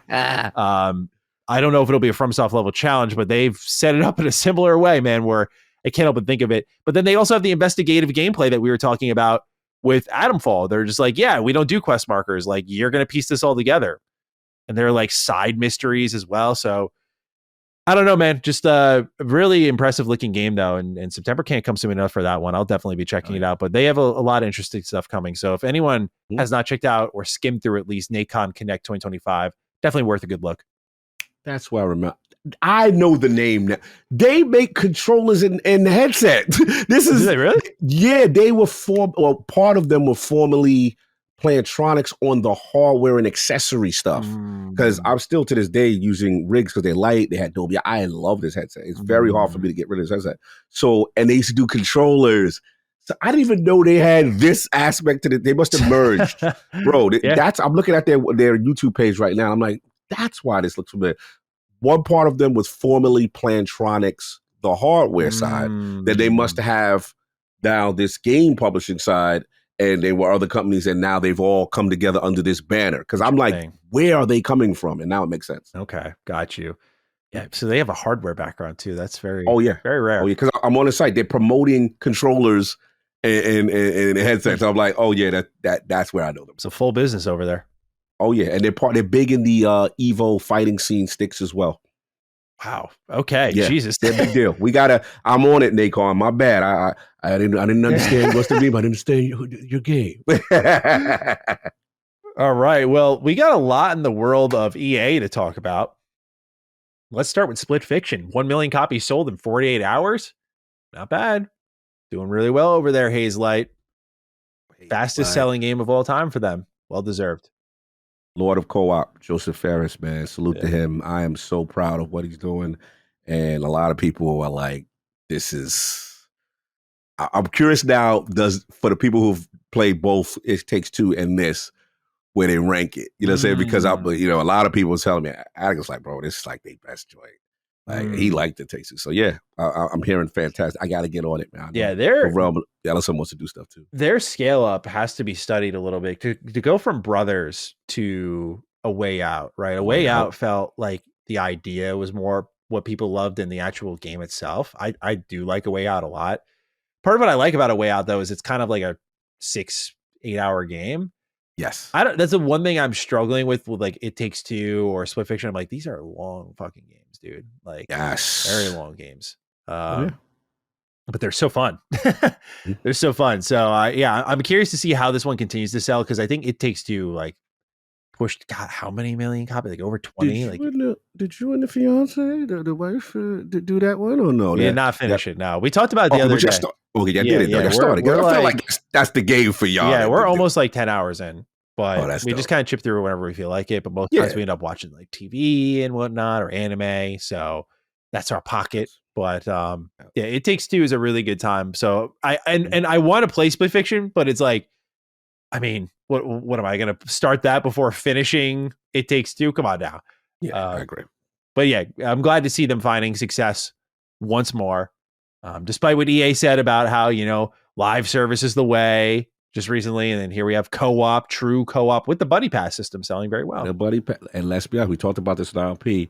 We got to give EA some credit here. I don't know how much pull Joseph has in this building, but for him to get EA to agree to not charging for the individual licenses and have crossplay, that like EA, we know EA, like they could have easily overly monetized this if they truly want to. So you could tell his vision was like, yo, if you're going to work, I don't want no barrier of entry. And I don't know if you've seen his promotion for the game. Like, it's like, because how dudes always be like, yo, I don't got a friend to play with. Yeah. I hate games like that. And the commercial is like, I'm going to freight ship human beings to you. Like, I'm going to ship a friend to you because I'm going to take away all your excuses. Crossplay, Buddy Pass, you know what I'm saying? Yeah. Like, it's really dope what he's doing. And I think he had a very heartfelt also Twitter. He had the PlayStation cases of Brothers, No Way Out, It Takes Two, and then Split Fiction. He was like, yo, I'm holding 12 years of my life in my hand right now. It was super dope, man. And I'm a person, I admit, I was wrong about you. I remember my first impression with Joseph. Not positive. I'll be honest. I remember, really? Bro, I didn't like him at first. I was like, who this dude? Man, disrespectful, talking about after Oscars. He had a very brash energy when he first debuted on the scene. So it threw me off. I was like, for all this talking, I apologize. You surpassed. Not only did you outdid that, like, you are now the definitive guy in that space. And I'm a guy that loves co-op games. I come from that. And to see how he creatively does stuff in the space, salute, man. You have my apologies. You earned that. Talk your talk, bro. You did that. We need more people like him in the space. Number one, he does push back on EA openly. And I think that's why they let him do his thing, because I think a lot of people fall into the system a little bit. And like, you need to, and it's not like, use me as an example. It's not like me. I have my own platform. Like, I can stand on my own 2 feet. Like, this guy built his company from the ground up. Like, but he publicly pushes back. He backs his talk. And I think we need more of these sort of superstar level players. Like it's a professional industry, no doubt, but like we need more guys who are like, our game's fucking awesome, dude. And just like and we know it's awesome, you know, because to him, it's not about the sales. They just make good shit. And like, that's his philosophy. And he's outward about that. And, you know, he's not just a personality, like he's deeply involved in it. And he's just, I think we need more Joseph Ferrises in this industry. Bro. I really do. 100%. It's like, you know, if I were to draw, I was going to say, if I draw it to like baseball or something, like that's such a gentleman's sport, right? Like you have to have class in baseball. But if I were to use a pretty bad example, but he just comes off the top of my head, like a Stroman, like a guy who's just emotional on the mound, or a worse example, a Bauer, who's too emotional on the mound, you know, but like, I'm just saying, like, there are dudes in the sport who show that passion, that it's not just like a game and I'm playing by all the rules. You know, it's like, I like the people who break the mold a little bit. Like Joseph Ferris is a mold breaker. And I think we need more of him in the industry. Yeah, no, absolutely. And the final thing I said is, you know, which was the controversial thing, which I like, he is about the smoke. So I remember it wasn't a lot. It was like a small grifting community. It was like, well, you know, I don't know about this, you know, 2 women stuff, right? Bro, he had time that day. That day he said, let me explain something. He said the first game was this, Brothers was that, No Way Out was 2 dudes. You know what I'm saying? What you call it was a couple. He was like, bro, this is based on my 2 daughters. Yeah. And it really put it in perspective. And I love that. It reminded me of Abu from Zal. It's like, bro, it's about my dad. I just lost my dad. What are y'all talking about? Yeah. When, you know, certain terms get thrown out about games, you know what I'm saying? When people see certain things. He said he cares about making great characters, and it's like, that's all that matters, dude. I don't care what gender they come from. If it's a good character, it's a good character. It's a good character. Yeah, I like that he put the human element on the inspiration for it. So salute to him, man. 100%. Very proud of what he's doing, and I think EA's happy with what's going on. So he gets a lot of pull. He getting into Zambella territory. He's getting a lot of pull in that building, bro. I'm glad with the success. I mean, I don't want to speak too soon, but the success they've continued to find, that he hasn't gotten to Hollywood and that they're really trying to use him elsewhere. Like he's just focused on his company, his games. Yes, and I think that's really important. Next up here for the world of EA, Battlefield. Have you seen all of the gameplay leaks that have been happening from that closed test? I've seen one. Yeah. Oh, yeah. Battlefield 3 vibes for me. Full destruction. Lots of like screaming and yelling, just feeling the power of war, if you will. The emphatic nature of war in video games specifically. But I thought these gameplay leaks look good, and apparently like EA is avoiding taking them down because the reaction has been so positive. They're like, oh, we didn't see that, you know? Like they're kind of using it as like little word of mouth marketing, which I think is smart. Yes.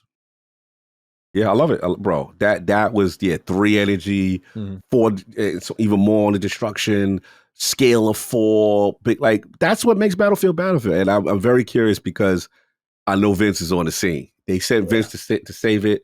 They look like they got some really cool things cooking. I remember, what was it? The last, I don't know, it was like a trailer or introduction to Battlefield where they were breaking down the teams. Yeah, all the teams and how they look organized, they look coordinated. I like that. Battlefield always had that potential, just never fully realized. They had their moments, but then they kind of regressed, and then obviously the latest ones and stuff like that. Well, it sucks with 2049. I think they had a resurgence a little too late because it just started off bad. But now I'm pulling for them, man. I think I love what I saw. Everything. That's what makes me fall in love with Battlefield. It's all those things you can do in that true scale of war, including the vehicle. But I'm like you, Maddie. Like, I do not mess with vehicles. Sometimes I do feel like I'm cheating. You know what I'm saying? So I'll run around. I'm usually like an engineer. I'll fix your vehicle. You know what I'm saying? I used to do it. I was that guy in Battlefield. And I will say rolling with the crew, one vehicle, like rolling with the crew, like a 3 or 4 man kind of situation is kind of fun. Oh yeah, absolutely. You just riding around like, all right, we're gonna go conquest, go get them on point B right now. Battlefield has that. I love conquest mode. Yeah, it's so fun. It looked like they added a feature for like medics where you could just like drag the bodies of your teammates, and I'm just like, bro, as a medic player, fuck yeah, like this is great. So I don't know, man. Don't want to get too ahead of myself because I also thought when I first did the preview for Battlefield 2042, I was like, oh, this feels pretty good. Like this should be awesome. But that whole class structure that they did, or the hero version of that they did not prove popular with the Battlefield community. So this game has to be back to basics. And so I think when EA, what we've learned with EA is when they are very unsure about something, they are not afraid to go the early access hands-on route and like get their communities involved. Like I wouldn't be surprised if they do this in Mass Effect, by the way, to like really make sure. Like they're doing it with Skate, they're doing it here. I would not be surprised if Mass Effect 5 gets thrown in that bin. It just seems like when EA is unsure, they're like, leave it to the audience, let them decide. So we'll see. Next up here, Cog, let's talk about your goats. Respawn had to cancel another FPS game, bro. I was about to fist pump there. I caught that. IG understands it was a multiplayer game spun off by the team that was originally working on the Star Wars FPS, which was also canceled recently. As part of this shutdown, the members of the team have also been laid off, with one of them on LinkedIn stating their exit was voluntary. Cog, what's going on, man? No. You know, is the crown slipping? They still deliver, you know what I mean? They still ain't made a whack one yet. But I am shocked at the cancellation. But then again, I mean, there's a part of me that also understands the games industry. There's so many games that do get canceled. That don't come out, from stuff. But it is, it's always when you see Respawn, I'm like, okay, you figure like everything they do, whatever. Yeah, so whatever optimism for sure. Exactly. So just hope. I just worry about the job aspects, the human aspect, of people working on stuff, and then the frustration of getting let go of a project and stuff like that. So we're seeing. I am curious, what's the next thing for them? Obviously, they, Apex, and they did what you call Jedi. Was it Survivor, which was killer? I'm curious what is next for them though. Probably Jedi again. That would be my guess. Probably when they got that game out in 4 years. They probably should have taken more time, to be fair. But they did get it out in 4 years, so I don't think it's much longer before we really do hear about that. And wouldn't surprise me if that's next for them. I'm still bummed about the Star Wars FPS being canceled, bro. Like, we got technically 2 of those. Like, we got Battlefront because you could play that in first person, but you're talking like single player, for example, Republic Commando, which is one of my favorite games growing up, and I'm just like, I just can't get over the fact that, like, when I heard Respawn FPS Star Wars, I was like, send it, bro. That is like money in the bank. To know that got canceled bums me out so much. But you got to wonder if it was like an internal problem, just at the point where like this team couldn't get 2 games off the ground now. We obviously are not privy to those details, but so I can only speculate. But there is a consistency there. So unfortunate to see cancellations again at Respawn. Hopefully whatever they put out next continues the streak, though. Yeah, and my thing, the way you're disappointed with Star Wars, I'm like, bro, I still can't get a Titanfall game, bro. I still can't get a Titanfall. Who knows? This could have been it. Man, that'd break my heart. Multiplayer game, first person shooter. I mean, I guess it fits. Yeah, that'll break my heart. That you mean to tell me in this climate it won't work? Like, I still blame. Again, this is pre-Vince, but I still blame them, EA, for that damn simultaneous close proximity launch with Battlefield. They never recovered, and it's a shame, man. It really sucks that game was revolutionary. So I would love a Titanfall 3. Last bit of EA news here. Let's continue. Let's conclude this on a sour note. Now that I got you all fired up, Cog. EA has officially added microtransactions to Skate's latest closed alpha playtest, Insider Gaming reports. Titled San Van Bucks, the in-game currency allows you to buy cosmetics and is being added to ensure that there is a, quote, positive experience when purchasing items from the Skate store, end quote. If you spend any money on San Van Bucks during this testing period, any purchases will be turned back to San Van Bucks at the start of early access, which is scheduled for some time in 2025. JP has the write-in, hey, Lord Crocnito and a Hall of Meat Matty. Saw people freaking out about microtransactions being added to Skate's pre-alpha, which seems like not a big deal since it's free to play and they want to test out the game's infrastructure. Want to get your gut check on how you think this game will be handled. Personally, I'm a Skate fan over Tony Hawk Pro Skater. Once I played a game with the tricks on the sticks, there was no going back. I also love the Hall of Meat challenges in Skate 3. The challenges where you'd bail from your board and try to inflict the most damage to your skater. Do you think we'll get this in the free-to-play version, or are you expecting a more watered-down version of the classic Skate experience? Thanks, and have a going to the gym, but all I have is my Captain America Crocs kind of day, bro. Dog, see what you done? Seize him. God, JP. What you think you doing, bro? Look, with the whole, this is, I've never heard of no microtransactions in a closed beta, bro. Yeah, that's crazy. That's different energy to me. I don't know how I feel about that. Unless you're multiverses, because apparently that was closed beta, remember? Bro, that's what we doing. That we need to test your spending power. That's what we doing. Like, it just market research, Cog. Come on, let it go, bro. I listen. I'm corporate cogs the time, but that seemed weird to me. Oh, don't worry, we'll pay you back. Yeah, we got you. We just want to know if your car worked. We're testing the viability of that CC number. Come on, CVV. Like, bro, what are we doing? Like, I've never heard of this. Yeah.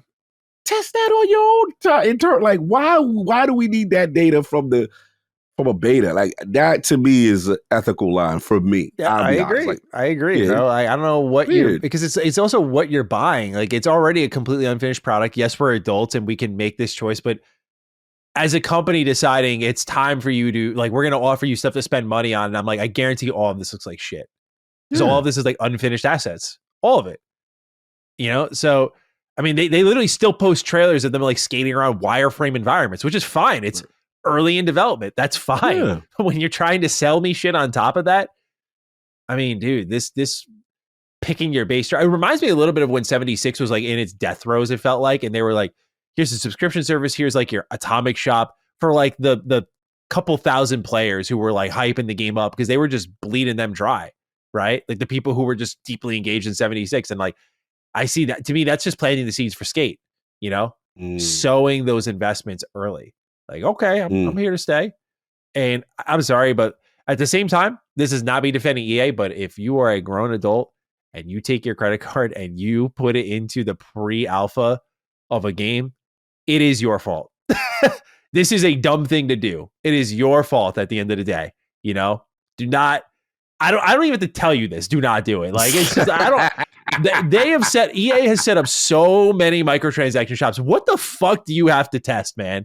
The pause menu and go into the shop? Oh, I don't believe it. Why can't this be done internally? Give me a good reason why employees can't test this themselves. Yeah, why their cars on the line? What are we doing? Yeah, I've never heard of this, bro. I'm sorry. That sounds sus. I'm sorry. I don't like none about that. Yeah. That's weird. Like, in the full product, it's free to play. Yep, go right ahead. Yes, don't care. Absolutely, don't care. I mean, obviously, maybe they're trying to, like, this is PR below number one, so that when you find out what the microtransactions are actually about, maybe they think it won't be as bad of a reception come that moment. When the public gets their hands on it, I don't know. But yeah, I think I also read, this was just a single Reddit comment, by the way, JP. So okay. I'm not saying take it to the bank, but I saw someone who said, like, I am playing it and there is still no like haul of meat. So yeah. Oh, wow. They have not reached that level yet either, and they are charging you money for it. If it is feature complete, then I guess I can sit here and go like, all right, I guess it's stupid, but okay. But if you're still adding shit that's meaningful to the game and you're like, well, we need to test this first. Like, it's just, it just tells you what's your priorities, right? It's a dangerous precedent, though, because I can't think of another game that was an alpha that had microtransactions for you to test and buy with real money. I don't remember ever seeing that. Pre-alpha. If it was pre-alpha, even alpha, even beta is pushing it, but pre-alpha is so fucking early. It's so early. There's still so much you figure out between that and launch. And they're like, yeah, test those microtransactions now. Bleed our testers that we're leaning on to keep this series alive dry. That's brilliant, bro. I can't. Only EA would come up with that. There was it. One step back for every two steps forward. Yeah, we started off good, right? Start off good with y'all, man. We start off good. Yeah. All right. Well, Cog, let's move on to the beach. Death Stranding 2 launches June 26th. Hammer Time 44 as the write-in. Hey, Duke, so Kojima finally dropped the release date of Death Stranding 2, and it looks awesome. What I wanted to ask you guys is how long you think it'll take for it to come to Xbox, as we saw the first game come to Xbox 5 years to the day from release. Me personally, I'll be playing it when it comes out, but hopefully it will make it to Xbox soon. See ya. Thank you, Hammer Time 44, for writing in. Cog, I refuse to watch this trailer because I have not finished Death Stranding 1, and I don't want to have anything ruined for me with this because, as I said months ago, I really liked what I played at Death Stranding 1, and I was like, I'm going to finish this. Now, Kojima, I thought I had a lot more time in hand before you gave me a release date. I didn't know I'd have 3 months to finish Death Stranding 1. Do you know who I am, bro? I got so many things to review. What are you doing? I know. But I think that rush to beat GTA 6 is something fierce. And I think that's why he's like, June, we only got 3 months to market it. Bet. All right, let's do it. Kai, what are your thoughts? What's your reaction to the trailer, the release date? How are we feeling? So I just saw the trailer because I missed it, honestly. The trailer debuted while we were on ILP on Sunday. Yeah, I guess he was doing some type of reveal. So anyway, bro, I can't front. It's vintage Kojima. It looks crazy as hell, but it looks cool. And it looks epic. Epic for is it still like package delivery stuff, or? You still see some car mechanics. You still see, but the vehicles and the things you're doing. He got a bike. He's got more things he could do. But the story just looks like they've raised the stakes so high, and it does look cool. They've got some. I'm gonna just kind of identify them as godlike beings that look kind of wild. They're doing, there's a lot of Metal Gear energy on this trailer. Okay. And I'm actually surprised he did something in this trailer that I'm like, oh, bro, you better watch out that Konami don't send the cease and desist. Oh, no. Yeah, I was like, oh, I know what that is. I was like, there's 2 references. I was like, oh, boy, if Konami really want to be petty with you, you are pushing it. Yeah, that's all those who watch it, they know. I was like, that's Metal Gear right there. Interesting. I don't care what they talk about. So if I saw it, Konami's lawyers, man. So we will see. But now the game, bro, it looks so dope. It looks epic. Right. It looks. He's got the glow up. I ain't gonna front. I was feeling. I was like, yeah, you're gonna make me at least want to try to finish it. What's going on? It's vintage Kojima, crazy, wild, but you're captivated, and you're like, I gotta know what the hell is that? Yeah, dude. Yeah, I loved what I played. Like I said, I really wanted to finish it. I in my head, I was like, I have till the end of this year. Probably like summer. But to know it launches in the summer, I'm just like, oh god. I was looking at like the slate coming up, and I'm like, I'm reviewing a couple of things right now, and I'm just like, ooh, bro, like done. March was like my openish month. Yes, yeah. And March is your opener, and then I know April is like South Midnight Expedition. You're done. No, I don't. We'll get into a game I'm playing. I don't know what I'm gonna do. I don't know what I'm gonna do, bro. And then with the rumors of May for you, you're done. Like you ain't gonna have no time to do this. You usually have to put that on super backlog. There's no way you can do it with Expedition by itself. Yeah, dude. Yeah, Expedition. I'm dreading that, and we know what's going on in March month. Like. It's we don't know what's going to come from like the direct. We don't know what's going to happen to the Switch Direct and what that changes the trajectory for Xbox and things to at least test.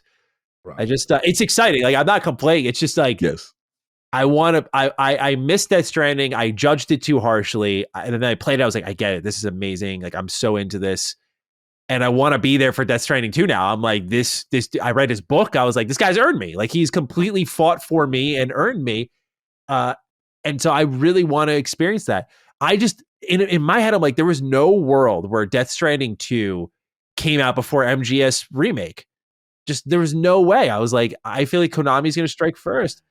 But to think that you're playing Death Stranding 2 before that, I was talking to my editor, Josh, about it. I was like, because Josh is like a huge Kojima head. He was, I woke up to, or no, it wasn't wake up because it was in the afternoon, but I saw 16 messages from this dude. He was like, bro, I had no idea I'd be playing this shit before MGS3 Remake, which is like his other favorite game of all time. Like that man is eating good. That's like he's getting KOTOR and Fallout like back to back. Like that's where he's at right now. So I was very happy for him. But his enthusiasm made me like really want to give it a go because he like fights for Kojima. Like I fight for Todd, he fights for Koji. He going okay. So yeah, bro. Like I just want to be there for it because I was like, this guy won me over. So I don't know. Like I don't know where my opening's gonna be, but I think the moment I sniff it, even if it's like game A, game B, like I'm just going for it. Like I think when I find that opening, because I was like, I can't miss this. To me, right now, it looks like May might be it, but here's the kicker, bro.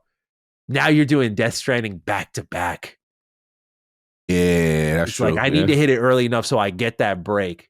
Yes. So because you don't want to burn out. Yeah, that's a good call out too. Just that type of game, I think, requires patience. So you need to restock the patience. So I need like that. I feel like in my head, I'm like, I need a month at least to kind of get myself excited for. I don't know, man.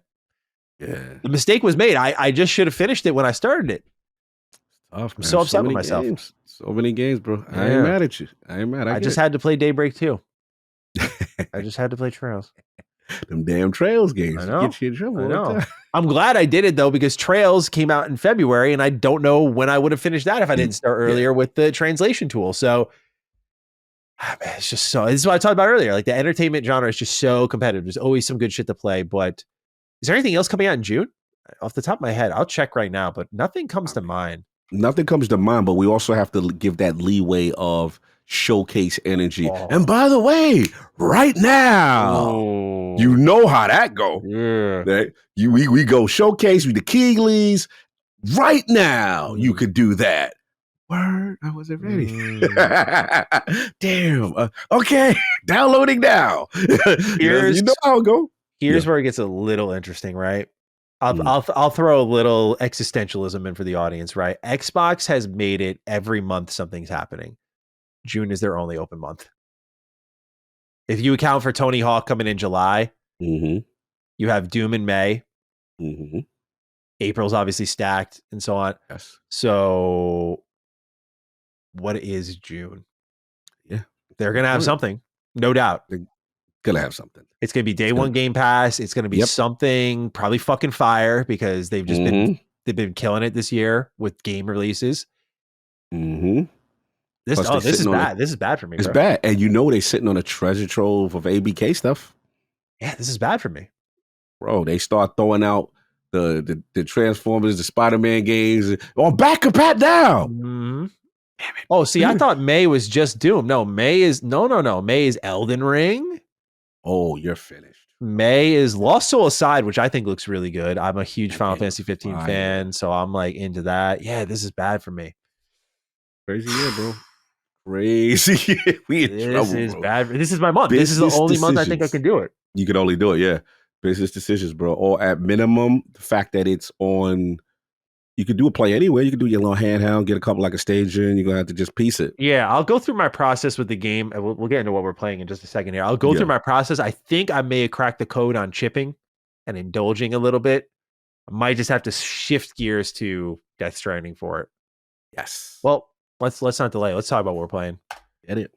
You mind if I start this week? Because we're just going to continue where we left off. Yeah. Let's go. Go straight to it. So I'm reviewing something for it's embargoed, so I can't talk about that yet. But and to be clear, it is not Assassin's Creed.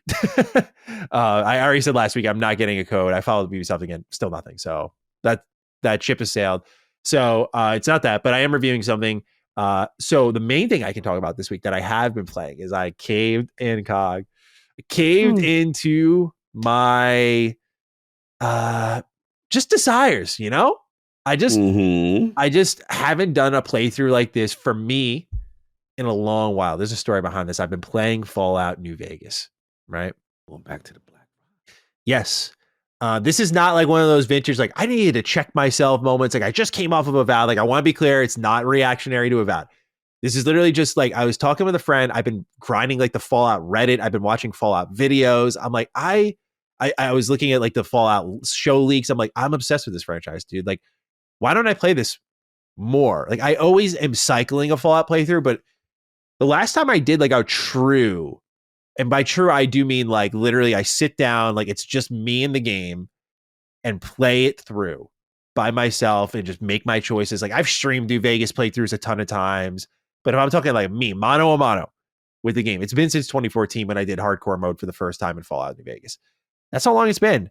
And I haven't had that moment where I was like, I want to reconnect with this thing. Like, Fallout's always been a huge part of my career. I love it so much. I know most of the series like the back of my hand, but there was a level of like, I was watching people discuss on the subreddit and I was like, oh, I want to get back to that intimate level of just knowledge of like every company, every log. Like, I just want to have that level of knowledge on the series again. Like I have it there, but I sometimes have to refresh. I just want to be like, boom, got it. And I was also thinking of season 2 of the show and I was like, it's a great time to just like start refreshing, getting that in my system. So That's why I started, and this might be the playthrough I just have to like put on pause because I have played it enough times where I'm like, I can pause this and maybe come back a little bit later. But I've been having so much fun with it, man. I love this game so much. And the thing I do love about going back to games I loved growing up is number one, like New Vegas, like many Fallout games, is me learning to love it. I didn't like it out the gate when I was in high school. It wasn't until I did that 2014 playthrough that I did like it. And I was like, oh my God, hardcore mode is such a game changer. But you just, in different pockets of your life or different things you're working on, you really come to appreciate different things about games you've played. And so New Vegas for me is a lot about its regional planning. When you're playing the game and how every location is thoughtfully placed, not just for the wandering experience, like, oh, I'm going point A to point B. I love Fallout. Like, it's that way the story interacts with those locations is so well done. It's unbelievable that more companies have not tried to emulate this further. What I mean by that is like, and again, this will be mildly spoilery. I assume most people listening to this have played this 2010 video game. It's been 15 years, but hey, if you don't want to have the intro section of New Vegas spoiled for you, I'm going to spoil. So jump ahead a little bit. But you start in Good Springs, and right, like you start there, you've been shot in the head, and you wake up, and right away it's like you can just go out on your own. Like that's the cool part about the game is like they don't even waste to some people, like they don't like the Vault 101 intro Fallout 3. They're like, this is a time waster. I just want to get out there. For me, dude, that's like, you got to do special, that, baby. Special. Yeah. Come on now. But you start off in Good Springs. You learn like this town's getting harassed by the powder gangers. There's a guy hiding out in a gas station who is like, they're going to come anytime now. We need to rally the crew. Now you can go to those powder gangers and sign up with them and come back, which I think is really cool. But getting the morality out of the way, what I appreciate so much in this playthrough is just, again, the level of thought, because you have the powder gangers, which is this just like local gang that's harassing these nearby towns. Okay, where'd they come from? Well, you move a little bit north on the map, you find the NCR correctional facility. It's like, okay, this is a prison, but the prison is taken over by the powder gangers.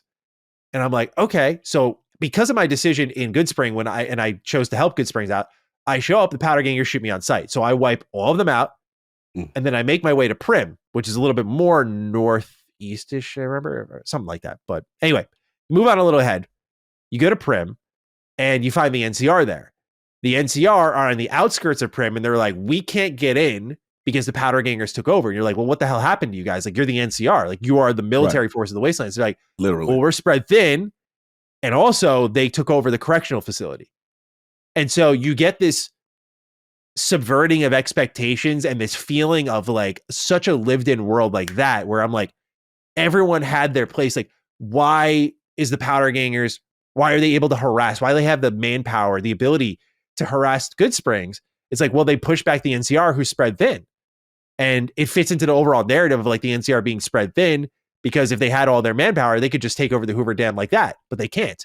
And so I just, in playing it, as I got deeper into the playthrough and went past Prim and went to like Vault 11 and relearned, I should say, the story of a vault that was like, hey, you have to sacrifice someone every year in order to keep this vault alive. And then you go in there and you go to sacrifice yourself, and you find out that there is like a log there that they say, we're not doing this anymore.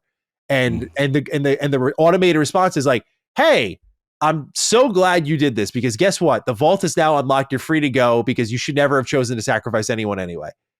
And I'm just like, what's so fucked up? And the people who were there, you'll find throughout the world. That feeling of world building and just knowing that they're not a line on a piece of paper or a terminal log, but instead someone that you'll find elsewhere in the world. The best thing New Vegas has, I think the term would be for me, is history. There's a sense of history in the world of like, like, yes, this location had a history and this person's now over there. That's like the guiding philosophy of every location. Whoever used to inhabit it is over here now. And it just gives you this strong sense of world building, and everyone has their place, or they're fighting for something. And it just interacts so well, where like every location is outside of, by the way, the main story is like this growing story. You end up going to the RepCon facility or was it Repcon or Helios 1? I don't remember. Who told me about, I'm trying to go off of memory, but someone tells you about a Repcon facility that's been taken over by ghouls, and you go there, and it's a bunch of ghouls that are trying to launch a rocket ship to the promised land, and you can literally go and skill check it and jury rig the actual launch of the rocket and just have them blow up. Like, or you can have them go further. Hilarious. It's just incredible the level of thought that goes into it. I think a lot of people, myself included, always focus on like the skill checking and the ways that you can build your character. And I think New Vegas has some flaws in that way, I've realized too. There's just a lot of choices that you make, whether it be in dialogue or perks, that I'm just like, I'm trying to play this game very differently than I ever have before. But I'm like, if I don't pick Bloody Mess, or if I don't pick Educated Learner, I'm like, I'm just stupid. And it's something that, because I've become a bit of a student of the game now. I went and was watching Josh Sawyer's GDC conversation on New Vegas and its narrative structure. And he said that one thing New Vegas is very guilty of is that sort of, we kind of give you these choices, but the reality is if you don't pick one of those choices, it's like, you're just an idiot. Like, and that's how he put it. He's like, there's just no, like, there's no reason why you'd pick the other options. They're just there for choice's sake. But he's like, that isn't good choice. He's like, we're guilty of it too. So number one, it was just very cool to get that insightful look at someone being critical of their own project.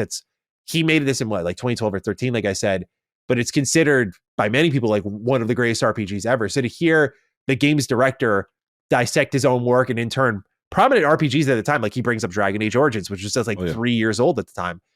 Really good watch. But having that in tandem with the game, it did show to me, I was like, yeah, a lot of these perks, some of these skill checks, why wouldn't I do these? And it makes sense in the pocket of time it was made in, like a year and change. It's like, yeah, they probably would have done a little bit more with this, but still just such an impressive video game. Crashes a ton on PC. Even I've been trying to go unmodded. Probably not the best choice, but I really wanted the vanilla experience, but it crashes a lot. But I think I figured out why. Because I was trying to stream it on Discord to my friends, and anytime I streamed on Discord, it crashed. So gotcha. I don't think it's actually the game, because I was like, I didn't have this problem before. And then when I stopped streaming it to my friends, it started to work. So all of a sudden. Yep. So there you go. But nice. Yeah, outside of the game that I'm reviewing, I've been doing New Vegas. And to our point about Death Stranding, where this kind of comes full circle, is I will play New Vegas for like a little bit here in my computer chair, and then I'll play it on the old Steam Deck, and I will bring it to bed for about an hour. Keeping the vision going. I like that. And I'm wondering if that might be the play for me with Death Stranding. I was saying. So I think that might be what I do next. Like, what's a little package delivery before bed? Pause. Pause. I mean, you caught it. All right, guys. Yeah, that one came out immediately. I was like, man, you like those packages? I had to. That one even got me. I was like, dude, Christ, like, use your brain. Death Stranding before bed. What could go wrong there? So I want to keep playing New Vegas, but like the business sensibility is kicking in, where I'm like, I feel like I got like, if I get an Atomfall review code, I'm like, where am I going to play New Vegas, bro? Like, I'm having trouble, bro. It's like my heart versus what is right. What I am looking forward to, like the Atomfall previews did win me over. The game I'm reviewing now, I'm having a lot of fun with, and I can't wait to talk about. So it's not like I'm having a bad time. I'm like, man, I want to finish this up. Well, I'm with you. When your heart and you want to do something, and you're like, damn, but I gotta do that. Not that these other games are bad, but it's like, I have to do these other things because I legit have to do content for it. Tough, bro. It's tough. Yeah. But I'll figure that out on my own time. That's what I'm playing right now. It's been a good time as of late. So excited to talk more about some of the stuff I'm playing. Yeah, man. Nice. Good list like that. Went back to the S's. Yeah, similar boat. Playing 2 embargo games. Can't really comment just yet on said games. But, in between time, I got a confession, man. I got a confession right now. So, during the height of KCD, and I had to put it down. Just too much going on. With just way too much going on. I was just like, and I didn't want to rush the game, because every time I play, I'm like, man, I really like this game. And I'm just like, but I don't want to rush it. I had other things I had to do. So anyway, so I'm like, all right, got a vow done. All right, what's the next? I'm in between, right? Yeah. Obviously there's stuff that I gotta cover, but I was like, for me, what's the next thing for me? And I was like, let me go back. Let me go back to KC2. Now, confession. I was enjoying myself so much, but the learning curve was so difficult in the beginning of the game. Just try, survive. Yeah, sure. Getting money and go. My clothes are dirty. And I ain't got no soap. And, yeah. You know what I'm saying? And bro, I don't got, mutt, and I don't got a horse. And it's so much. And I was just like, bro, each of these things are undertakings just to get going, right? So once I finally got that going, and then the game was kind of like, hey, you could push. You got the wedding, you got this, you got that, you got all these things you could do. But there's a part of me that's like, I want to experience KCD different. I want to literally do as much as I can in Troskovich and everything on that first map area. Bro, for about a week, not only have I've done quests that then led to other quests, that then led to rivalries and crazy situations. There was just one quest with the they called the Cumans.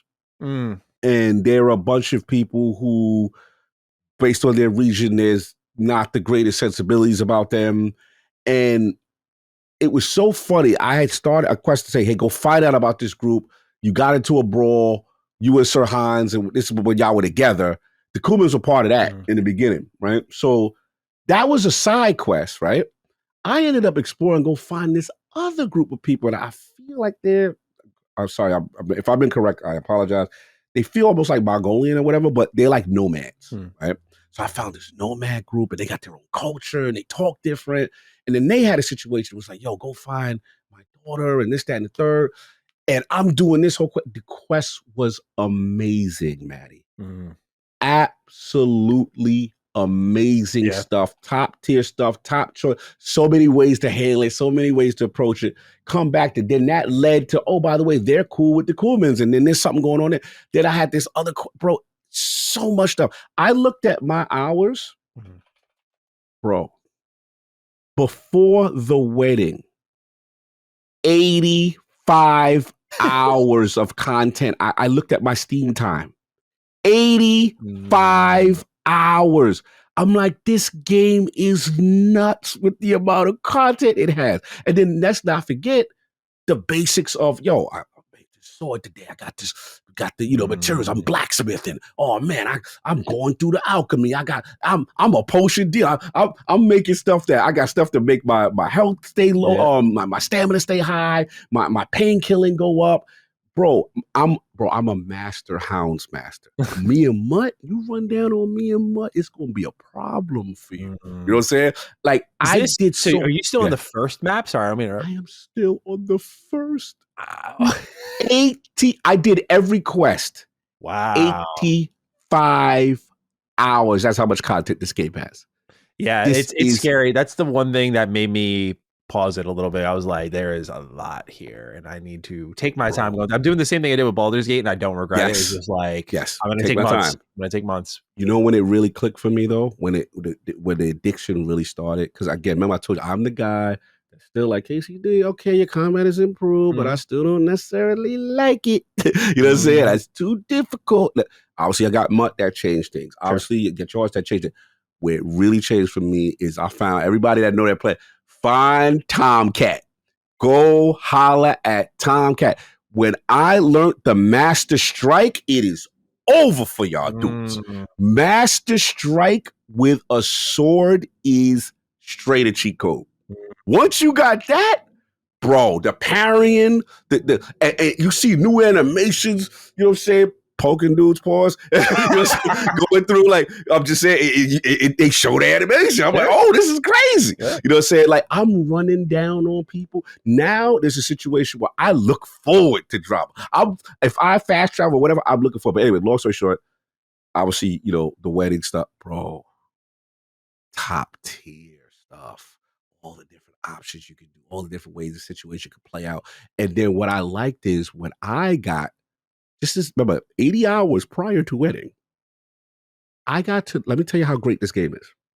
When I got to the wedding, because of all the things I did and all the different people who were at said wedding, I had way different outcomes, way different relationships. They knew me from this, that. Bro, it was amazing that the game was able to track all those relationships. And then let's not get started with the skill checking stuff. Let's not start bro, this is, wow, KCD. Yeah. At this rate, I'm probably gonna be finished with this game in September. The way I go, hopefully it's not 1,000 hours. But now, bro, I'm thoroughly loving my experience, and it's one of those games that you literally have to stop yourself, bro, because 6 to 8 hours go past, and you just did a couple of basic things and maybe one quest. Yeah. So yeah, I'm on my KCD journey, and I'm loving it. So that's been that, and I went and did a little comfort food with Destiny 2. Nice. Act 2 of Heresy is out. And I will just say, Bungie cooked on this story.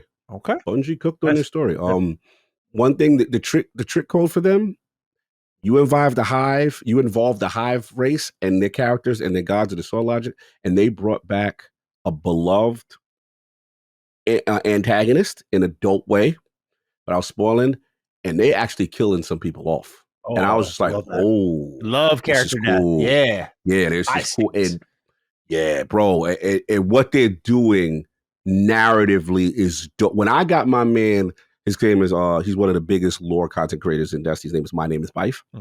And when My Name is Bife was tweeting and pumping his fist on Twitter, Bungie absolutely cooked with this narrative. I said, let me see what's going on. Bro, thoroughly invested. Activity was cool. Look, it's one moment right now, but I will say it was really fun to play what they got going. So hopefully they can keep it up, say at least from a narrative standpoint. So that's been pretty much it for me. But yeah, KCD too, man. Henry, my Henry is fitted. I got the spectacles. I got the spectacles. Yeah, you got the charisma. I got my speech suit. Yep. Though I got my noble suit when I'm real bougie with it. Look, who are you talking to? I am Henry. Yeah, bro, it's amazing. I absolutely love that game. It is. I could go on and on, but yeah, those have been it. And then more games to come. Yes, sir. All right. First item on the news, Cog. Busy week in the world of Xbox. We'll start high, maybe go low. I don't know where you are on item 2 on this report here, but number 1, many, ourselves included, have shown great concern over Xbox's commitment to hardware. I mean, how couldn't you? The sales are declining at a staggering rate each and every quarter. The competition is beating them soundly, and they recently moved to a multi-platform approach at the top of 2024. However, this new report from Windows Central's Jez Corden injects new and, more importantly, positive life into Xbox's hardware conversation. For starters, something new is on the horizon. For the first time, Xbox is working with an OEM or original equipment manufacturer to produce a partnership device. This is not Xbox's own first-party handheld, which we will discuss in a little. Codenamed Keenan, this gaming handheld is said to have the Xbox look alongside an Xbox guide button. The expectation is for it to be a more PC-oriented handheld with Windows 11, the Microsoft Store, and PC Game Pass at the forefront.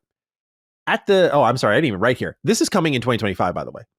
As for Xbox's next generation plans, they're not too far off. According to the same report, 2027 is the year for Xbox hardware that is new, and we have 2 SKUs to mull over. The first is a new gen console that will be closer to Windows than ever before in an aim to reduce the developer workload when it comes to porting from PC. It will support backwards compatibility, and there will be the potential of other storefronts arriving on the system. Alongside that, this coming generation's version of the Series S will be in the form of an official Xbox handheld. Project Symbolize, the leaked Xbox controller from the FTC documents, will play a factor in this new generation. This controller, as also reported by Jez a couple of months ago, will connect directly to cloud games over Wi-Fi. You'll be able to point your controller at different devices via an active device list, allowing it to easily connect to multiple devices. Furthermore, the controller bypasses Bluetooth, which should kill some time with latency, which was occasionally felt in cloud gaming. Lastly, the controller is planned to have swappable and rechargeable batteries, as well as a lift-to-wake feature. By building a hardware ecosystem around Windows, Xbox can step away from being in line with PlayStation hardware and feature set, opting for an even higher-end option that matches top PCs on the market. This would also help Xbox accomplish the goal of easier optimization. In turn, as Phil recently defended the device on Xbox Era, the Series S serves as an ideal base for porting to handhelds and will prove as a solid yet familiar touchstone as developers begin building for all these other devices. Tom Warren had a report of his own to share. Apparently, the handheld will be manufactured by ASUS. and is part of a larger effort to unify Windows and Xbox, as Jez had originally reported. The interface will more closely resemble an Xbox. Some of the other platform work is codenamed Bayside, part of an Xbox UX framework that'll gather common Xbox UI across multiple devices. Separately, this gets into storefronts where Microsoft is looking to unify into a single store that creates an easier path for game developers across all platforms. We have a few write-ins for this naturally. The first one goes to Bleefloofla, who writes in, this word I have not seen before. Good day, Mike. Calipicus Dukes, you correct me on this one. Yeah, I'm not familiar with that word that myself. Is a new one. That is a new one. Calipicus. I've realized there are certain, I'm like guilty of like someone corrected me in the comments, rightfully so. Like I said the word penultimate, like it is the intensified version of ultimate. That is actually incorrect. I'm a way better writer than I am a speaker. I've just learned that over the years, but the LSM audience continues to educate me. So let me know what Calipigus, I think is how it's pronounced, what this word means. Nonetheless, with this news about Xbox potentially relying on partners with its handheld, do we foretell a future where Microsoft handles the Xbox the same way they handle Windows? Perhaps using the next-gen Xbox as a premium benchmark product and letting partners come in with approved built-to-spec copycats. They have been doing this with the Surface for years and to great success. A handheld seems like the perfect testbed for this ambition. And for what it's worth, we see developers acting positively towards this kind of market position by labeling games on Steam as optimized for Steam Deck. I see a world where optimized for Xbox tag does exist in digital stores too. Have a cool lemonade after some hot, long work kind of day. Thank you, Blee, for writing in. All right, Cog, lot to unpack here. Talked a bit about this one last week. You know, what Xbox might be doing with the, you know, we talked about the Call of Duty leaker, 2026. There's going to be this new console of some kind. I think Ghost of Hope was named the leaker. They said they will die on this sword. And I suggested the idea of a partner device of some kind. Some people came and gave me credit. I just may have been a little in the know on that one, but I will not take credit for that one. When I do my victory laps, you'll know when I'm taking credit for a great prediction. But Cog, what do we make of a partnership handheld device this year? We haven't really talked about pricing or anything like that as well. So what are we making of that sort of stuff? And Xbox's long-term outlook, what is the feel here where we were kind of out on hardware? We're like, yeah, we love Xbox, but not sure about the places we're going to play Xbox, but they're committing big time to hardware. So how are we feeling? Man, I mean, mostly positive about a lot of this stuff. Start with the handheld, right? Codename Keenan. Shout out to Keenan, my mans. You know what I'm saying? I think it's, you know, if we're going to, I will say this, as a person who covered the ROG Ally for the first time and one of our more high performing videos, you know, the idea for me was just like, hey, you know, we're going to have a device that's a handheld, that's high performance, that also has multiple storefronts, but also will give us native Game Pass. That was like huge. I remember being excited to go there, but I will never forget. I'm in there. You got the developers of the device. You got ASUS in the building. You got AMD in the building. I'm like, all right, that makes sense. Chipset, Ryzen, was it just, you know, the Z1 Extreme or whatever it's called.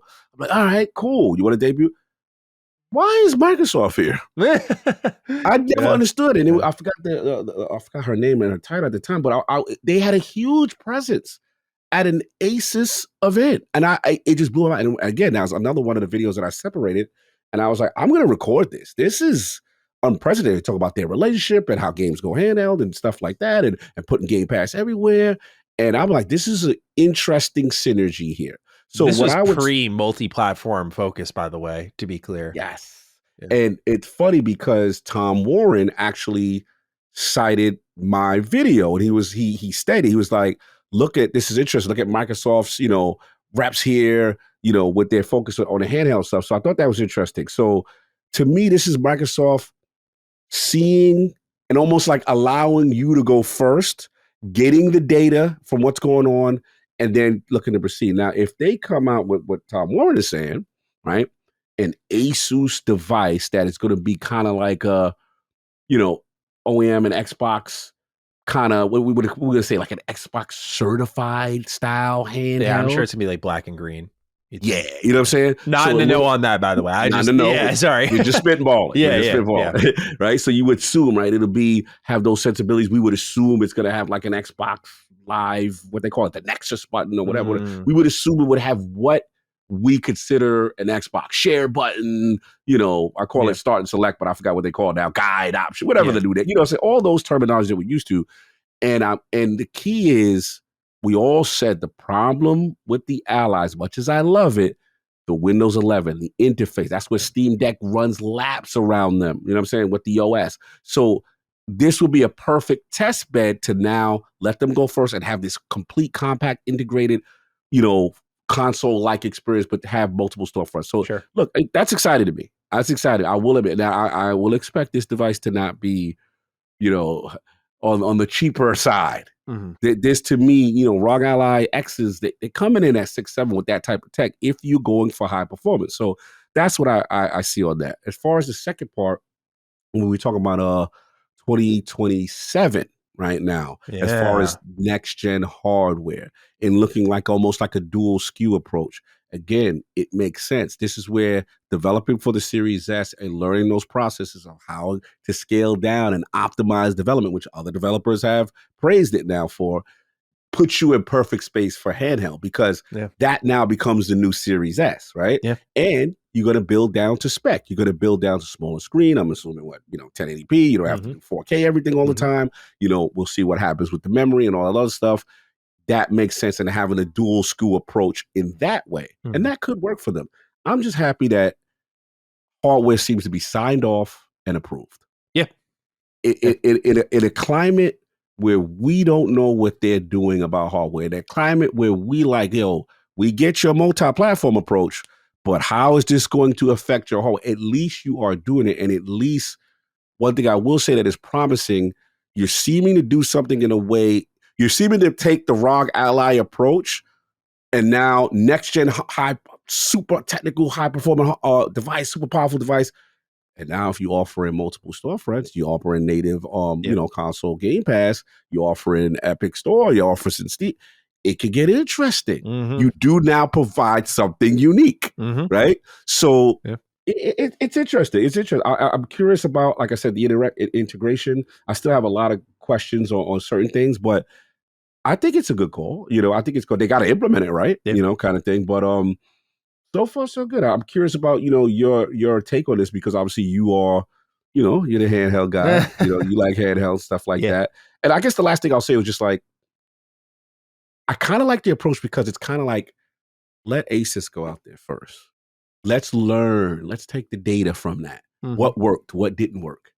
Then when we come with our own original official Xbox, we've take all the learnings, the TDP, the power, the memory need. Like, you could get all this data and then really go extra on an Xbox official branded device. But this does open up the door for more devices to come in on hardware. If you're gonna let other dudes come in and do the work for you, that's how you kind of keep it going. So I'm curious. It's a lot. I got a lot of thoughts. I got more thoughts, but I don't want to ramble too long. But it is interesting. Very interesting. The official, the one thing I find myself in the middle on is what the difference will be with a new Xbox handheld in 2027 and this 2025 one. I'm guessing it's when we learn about next gen consoles in general and just what's the feature set that's powering these things that this device will be enabling on the go. That is my guess. So right now it almost feels like weird, like, oh, if you're going to do a handheld with a partner, why bother with your own? But I think it's because we're not privy to the full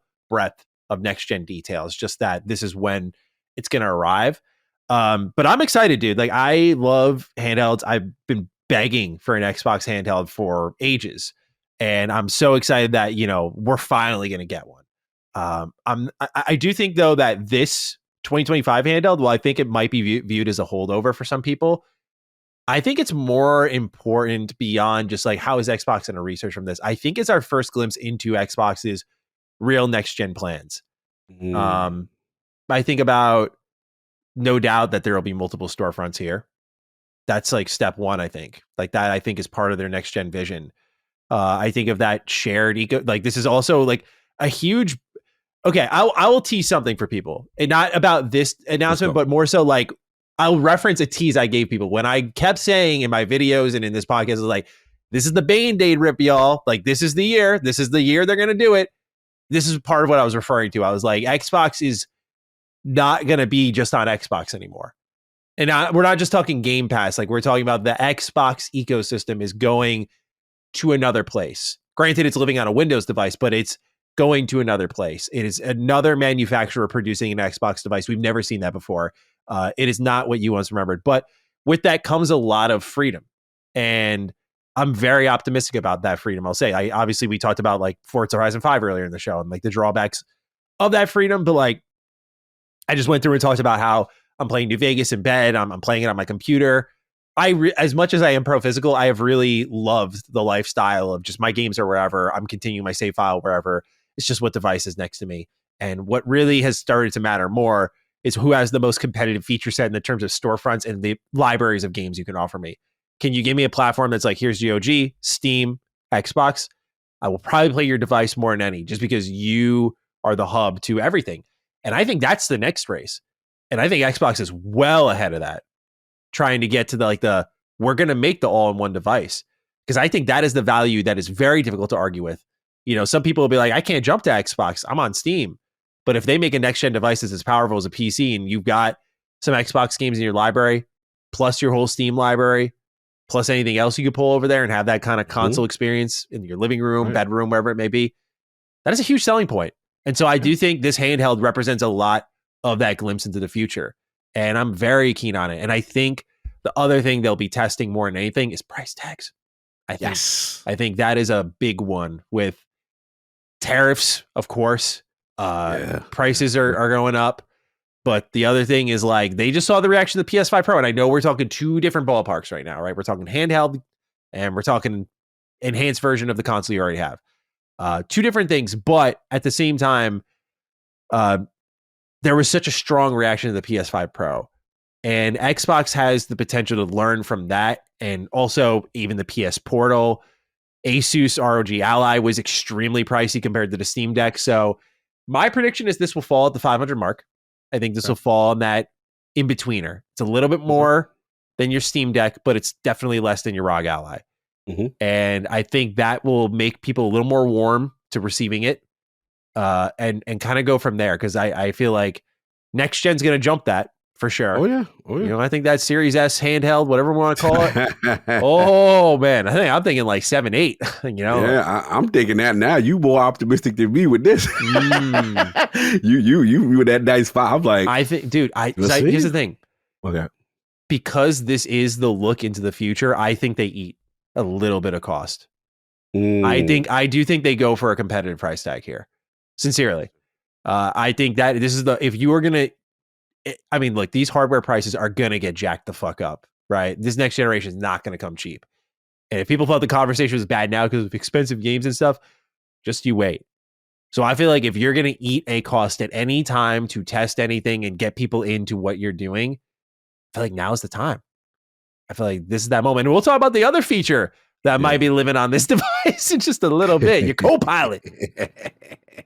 Now we got to get to it. I want to jump back for a second. You know, I think you made a great point. I think as far as also the Xbox Play Anywhere strategy, right? So that's the key to the vision too, because if you're going to do this, right, and every bit of data that you have could go on any storefront, and again, that's realizing that vision and truly bringing it to life. That's where this comes in. And what's funny is I forgot to mention during my KCD2 playing session, one of the reasons why I held off on it was because, you know, I'm a person that obviously I'm here. This is the office, so to speak, right? This is me podcasting, got the high performance desktop, but I am the guy that really wants to be in front of the OLED. I want to be in the living room, right? Yeah. So for me, I was like, damn, I don't want to really play KCD2 here. They don't have cross progression. My stuff is on Steam.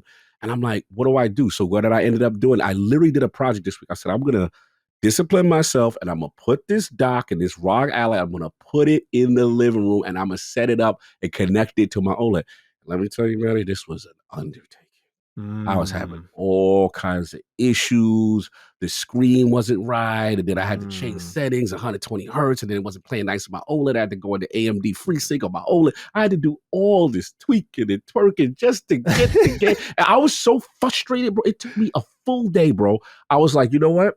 I'm just about to buy the Xbox version. But then I was like, no, but you know how KCD is, bro. It's like Oblivion. Like everything you do, like you've earned it. Yeah, like that fight back. Like I love KCD too, but it'll be years before I replay it. I'm like, I'm not doing that. I got to figure it out because there's no cross because so I sat there and I did it and I learned. But now think about this.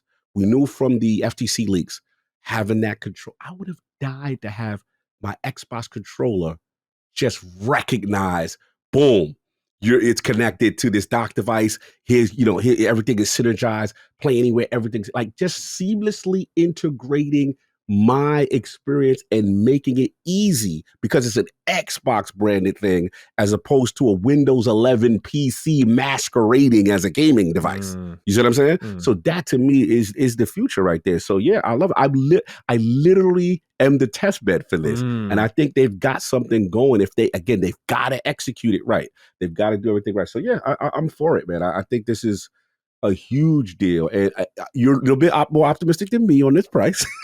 I just feel like this is the only time you could do it. Well, who's eating that cost? ASUS? I actually don't know the logistics behind it, but I feel like it would have to be. If I'm looking from an Xbox point of view, I was saying Xbox eats the cost. If this is your research, I just don't know. Right. I feel this needs a competitive price tag because if you put out this like premium handheld that's like $900 and just price yourself out of your ecosystem, you just look out of touch. Like this is, I do think this is the first sort of like, come join us and what we're doing. Right. I'm not going to act like it's on a massive scale. That'll be 2027, it seems.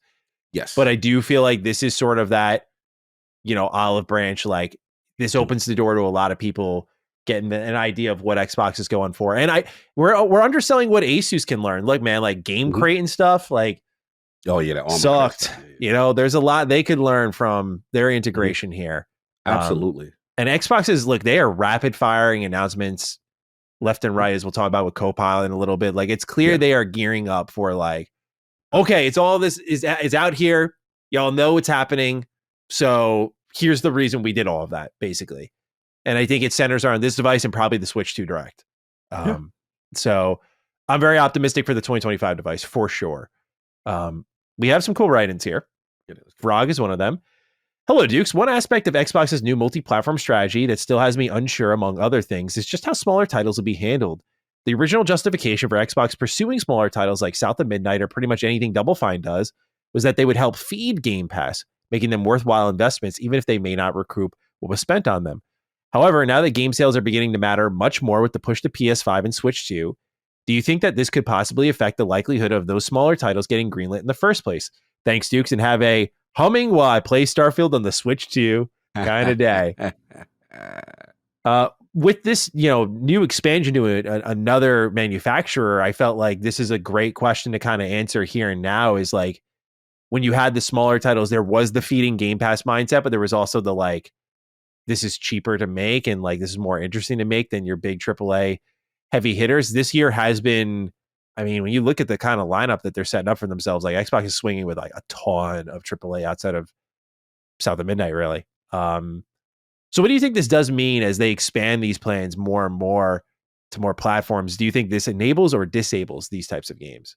I think it enables because that's what I'm with you. Yeah, I mean, because the fear was when the Game Pass strategy, was, I would say not working, but when you know what the strategy is, but you seeing the sales not manifest with a Hellblade 2, right? Yeah. You're seeing these failures and you're like, damn, they spent a lot of money for that, right? You can't, recoup on investment. And I get it. You've got the bigger titles, the Call of Duties, the Minecrafts, allows you to do all these other things. I get that. But at the same time, you would like to make money on these titles. So that's where the multi-platform strategy works, right? Where it's like, okay, now we're not going to miss out on a Switch and a PlayStation and a PC simultaneous launch in the future. And now we can recoup that to justify everything else. So I think that's where it works. And ultimately, it's good for the games. And we're seeing with developers like we talked about with, Moon Studios, stuff like the developers all about this. Developers love Xbox. If you notice, they're popping. We love this multiplayer. It's the right thing to do. Yeah. Because you're going to get the most exposure you ever got with your game instead of being locked into the ecosystem. Don't get me wrong. I'm not against exclusive. I understand from a developer standpoint, though, how you want your game everywhere. Let's just be honest. Yeah. There's been a lot of frustration with like AAA being so risk averse, and it just feels so ass backwards because of exactly what you brought up. Is like we are getting to that point where things can live like everywhere. exposure as possible from any angle. And now is the best time to be taking risks, which is why I think so many people are fed up. Like, now is the time to be like, let's be a little unorthodox. Like, let's do a South of Midnight. Like, let's go for this. Like, this could be way bigger than it was 10 years ago, 5 years ago, even. Especially again, with all the ways you can access these games. So I'm with you, Cog, to Frog's question. I think if you're Xbox, you double down on this, especially because a lot of these viral games, like, was a Game Pass deal for Palworld cheap? I'm sure compared to the other stuff that they spent money on, they probably made money hand over fist by getting Palworld onto their platforms, doing the Game Pass deal for it. Like, totally worth it, right? So, you know, I feel like success has come in all shapes and sizes, which is what I've always advocated for. And yeah, like, one thing that we're not really talking about with what they're doing here is this is a very pro development move. And I do think this is like remnants of the PS3 still living with developers, because we know there was that moment of like bringing it over to that platform was very tough. And kudos to PlayStation for still finding a way to have like a really successful generation despite developers having like that uphill battle. But I do wonder if like there is this level of, you know, if there is some sort of parallel on every level. Like, if you're developing for the Series S, that is this handheld, right? Like, that is they're on the same level. And if you're developing for this next gen console, you're developing for PC. So what this maybe helps do is eliminate that problem that they've been having with Japan, which is like, look, like, they're on the same level every step of the way. Like, if you're making for PC, you're over here. Right? If you're making it for the handheld, you're over here. Like, I think they're trying to eliminate that missing games, unless they've been money hatted, which a lot of companies are walking away from. But I feel like that discoverability is so tough to find, and now everyone can live everywhere. And so, again, this is a very pro development environment that they're fostering. And yes, for all the critiques, I have been consistent on one thing. I've been saying, like, Xbox is doing a good job with this move. Like, I'm sure when that first jump happened, those first 4 games, every fucking first party studio was rubbing their hands like, yo, you mean we can double dip now? We can double dip now? And they'll get the height of the wave, I would call it. They'll get the height of, like, because it's a new thing before it becomes the normal day of release thing where it's on all platforms from Xbox. But right now, like, all those companies are licking their chops like, oh, hell yeah. Like, when can we get Starfield over? When's the time? Bro, when can we announce it? Facts. Yeah. It remind me of when, like, you know, when Switch, people were trying to like make Switch ports and like, bro, we got to get a Switch port out on that immediately. And this is the beauty of the Series S, is also in terms of the optimization, the learnings that you've got from that to now take that into the handheld space and learn from that. And then also what you said in reference to the PC, because if you're making things now mirroring a PC, you're helping development. You know what I'm saying? Because again, a lot of it starts from PC first. Yeah. If the new console is more mirroring a PC, that should theoretically, right, improve development times. You know, it's less of that. Okay, we're so much of a walled garden. It's so different. It's so bespoke. Mm-hmm. You know what I'm saying? So that's how I'm looking at it. And again, in a perfect world, you know, from a technical standpoint, but obviously there's way more technical than this. But I like the idea of what they're trying to do. There's a game that. Yeah, okay. Cyberpunk comes to mind for me. PS4, Stadia, PC, Xbox One, PS5, Series X, and then Steam Deck verified, obviously all the other handhelds. Like, those are just a few that come to mind here. But that is one of the challenges that is overlooked. Like, I'm with everyone. I'm tired of the long development cycles, but the challenge is that there are so many SKUs to make it for. And if Xbox is, I'll use the C word, that no one like consolidating in a way where it's like these are more in line with one another, that is a really, really good thing. Really, really good thing. Because it should at least shrink down the time that games can come to their platform. And they're setting a very interesting standard as well. You know, obviously this is from a leak, so I shouldn't say they are, but this leak does set an interesting expectation of like, if you're PlayStation, do you do business as usual?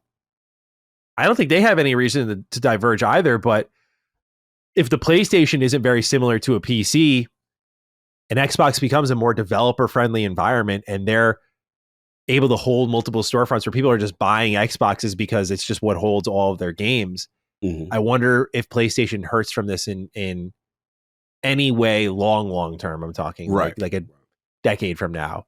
From not being on top of like being in line with PC, because they're just getting to it now. Xbox started this in Xbox One. Right. No, I get it. I mean, definitely it's a great question. Obviously, it's not as the console is more core to their business, right? Yeah. And thus they don't have they don't need to be necessarily as aggressive, but it is something to be said to miss out on the zeitgeist of PC ports not being there day and date, just from a financial revenue standpoint. We'll see how it plays. We'll see if Hiroki changes his thought. I mean, he's been hinting like, things might get more aggressive, and they're really still, looking at those markets, those addressable markets. So I'm curious. I think the vibe I get from PlayStation is always like, we dip our toe and we move a little slow. We eventually get there, but we dip our toe. There's no need to aggressively do it just yet, because they still have enough, they do it so well on the console sales front. Yeah, but otherwise, this all looks exciting to me. Any thoughts on the controller? I think that's the other part of the ecosystem, is how that just interacts with your handheld, all the way to like how you were just setting up your handheld for your TV. So I think that's going to be huge too. And especially latency in remember, another pillar is cloud, right? They've got to figure that out. Obviously, we assume technology is going to improve, but if you have a controller that now, again, minimizes latency, makes that synergy with another part of your vision easier, especially when you want to be on TVs and you want to make that the most optimal experience. You don't want people having to go through third-party apps and all this other stuff. Your core experience better be good. So I like the idea of the controller. I like the idea of the wake, and it knows what device I'm on. I'm using this. I'm using the handheld. I'm doing. I like that. Like, you got to make that barrier for entry easy. ROG Ally is a test bed that you've got the idea, but the execution wasn't good enough to make it mainstream. I need this thing to be boom, boom, boom. I'm ready to go. It knows exactly, as that smart sensibility to know exactly what I'm doing and attempting to play a game. Yeah. I think my number one hope, knowing that ASUS is behind this, is that when I fire up this new Xbox handheld, that, I mean, it starts up and it is an Xbox. Like, it starts up, like, I don't want to see bro, I'm sorry. It is. Bro, if I see that desktop. I was going to say, it is such a vibe kill to launch on a device where you're holding thumbsticks and you see the Windows home menu. I'm like, dude, like, I get like a handheld PC, but like, I like how Steam is like, you have to press a combination of buttons and then you go to desktop mode. That works for me, because that it's like, but like, bro, when that forward facing UI and user experience, if you will, is like the Windows, I'm just like, nah, like, bro, it's off putting. And other thing, they have to get better at offline mode. Because if you're doing handheld, I don't want to be going through 6 sub menus. Oh, I got to go into the Windows Store and tell it this is going to be my offline device. Oh, I got to go into the Xbox app and I got to tell it this is going to be offline. Like, that's the beauty of Steam. Yeah. Steam, as soon as you launch the game, they don't realize there's no internet. All right, we notice this is not, boom, offline mode. Let's go. Yep. And I can still play for the most part if it's not an online only game, right? And you still rock that. It needs to be able to pick up these things these are things that piss gamers off. They're not going to deal with that, because we call it tweaking and twerking. Like, no one's tweaking and twerking in the PC. PC Master Race guys, I love you. The console guy has limited time. He just wants the game. Any time spent troubleshooting is not gaming. That's an L. Yeah. So they got to fix that. I just think it's important, if you're going to be a gaming device, like forward facing, you just need to fire up into a game mode. Like, it's just, that is exactly what it needs. And I'm not talking the game crate. I think if there's another thing they learned from ASUS, it's just like that update process is terrible feeling. Oh, it's like 3 versions. You got to go to this. It's versions, but it also takes so long. Takes a long. Yeah. So I love the ROG Ally in a lot of ways. Like, especially when you're playing, you're like, when you're playing, it's awesome. Yeah. I'm like, this is awesome. But like, to get to the playing, bro, come on. Oh. So it'll also probably be our, like Tom broke down, our first look into this unified Xbox UI. That's been and user experience. It's been a big question mark that I hope finally gets answered here, because I'm very curious what that's going to be like. You nailed it. That was my key part. I forgot. Another thing that kills it is the minute you power on this device, if I can't move around with the controller by itself and I have to do any mouse functionality, L. Everything that, again, beauty of Steam Deck, everything, directional pad shifts, everything could be controlled. Again, no desktop window, just an interface that seems like the console. That's all you got to do, man. Yeah. Easier said than done, but you have to make that interface key. Whether compact mode or whatever it's going to be called. I hope a good example. Have you used like Backbone and their app and everything like that? The the controller that kind of like snaps. Oh yeah, I've used those. Down to your phone. Yeah, like the Kishi and all that. Yeah, fantastic. But their app is how I envisioned like the mobile, the sort of handheld experience for Xbox. Like it's just very easy, very fluid. Yes. So I feel like that was a good one there. Yeah. I just hope it doesn't launch into like PC Game Pass where it's like, oh, it's going to be PC Game Pass. No, yeah, that's fine. PC Game Pass is, it's not fine, but PC. I meant like I want it to be a user friendly, like a Steam Deck, right? Like, okay, I see what you mean. Yeah. I got you. I don't want it to launch into the literal application. I see the Windows bar at the bottom, but it's like, bro, don't worry, we launched into Xbox. This is the Xbox experience. It's like, no, it's not. I want my tiles, bro. I want my tiles. Yes. I don't want to see any taskbar at the bottom. Just full screen Xbox experience, please. On startup. 100%. 100. Logitech G Cloud also does it really well. There's a series, at least there's a series of apps that click Xbox Cloud Gaming, opens up that app screen. Beautiful. Yeah. Perfect. All right. Well, speaking of cloud gaming and AI and other initiatives, Cog, we did not discuss this one because we were briefed before it went to the public. And we get to talk about Copilot for Gaming. So here's the write-up. It can't all be sunshine and roses for Xbox. This week, they unveiled their Copilot for Gaming plans, and it is a doozy. Xbox plans to invest in 3 key areas: players, creators, and Xbox's AI platform. Copilot, defined as a sidekick for gaming, allows you to do things like using your voice to install a game you previously had played and receiving a briefing on where you last left off. The fun stops there, as Xbox defined Copilot for Gaming behind the scenes as your, quote, coach, end quote. If you're stuck in a game, you can ask for help and it'll give it to you. They used Overwatch and Minecraft as examples. For Overwatch, the AI companion recommended hero comps based on your matchups and roles other players were set to. It would also give you feedback after dying or telling what you did right that match. In the case of Minecraft, we learned that there were barriers to such a system. By enabling cheats, the Copilot would then tell you where your crafting table was, what's happening during a thunderstorm, where the ore was. But otherwise, this was presented in a way that the information would be unavailable to the player if they did not turn this on. Xbox insiders on the mobile app get to try out Copilot for Gaming first, and Xbox will be sharing more at GDC in the coming week alongside teams that'll be implementing this feature. By teams, they're talking about their first-party teams. So it's on, y'all. I want your thoughts first. I don't know where you stand on this. I don't. You've laughed at me when we got into the call. You laughed at me. I'm just like, you texted me. You're like, I know you hate this, bro. So I don't know where you, I don't know if you're with me, against me, in the middle. I'm like dying to get your thoughts. So where are you on Copilot for Gaming? All right. So Copilot, obviously you explained, kind of what we saw and stuff. And I didn't know what to expect. I didn't know what, because again, everything we've heard about AI to this point has been really in a broad Microsoft term as opposed to Xbox gaming experience. So the way they're explaining it, it's kind of like part of this, going to start mobile initiative first, right? So this won't be on the console first, it'll be on the mobile device. And it's literally like, it's Copilot that's in game. So it's like, okay, like you said, I'm going to ask, the questions, it's going to provide, data. And the key that I noticed that they were focusing on was like putting the player experience first, but they also were they were very big on the responsibility of like being responsible with is a key for them as far as handling this type of technology, which remains to be seen. Now, look, this is going to get dragged for hardcore gamers on a lot of levels from the standpoint of hardcore gamer does not want anyone like, hey, how you do this? You know what I'm saying? Kind of thing for the most part. They're going to may look at it as intrusive, right? Now, I have to take myself out of it because I'm not the use case per se for a lot of this, but I will admit I am a person who does use remember, I don't know if you're familiar with True Achievements. Yeah. So True Achievements and features like, okay, bam, playing, I'm trying to look at my achievements. I'm like, damn, what do I got to do to get that? Right. So basically what this to me is that intermediate step where you eliminate that instead of something you say, hey, let's say you click the guide button, whatever it is to initiate it. Right. And you'd be like, okay, how do I get said achievement or whatever? Oh, bro, this is what you got to do. And then it says it in a verbal.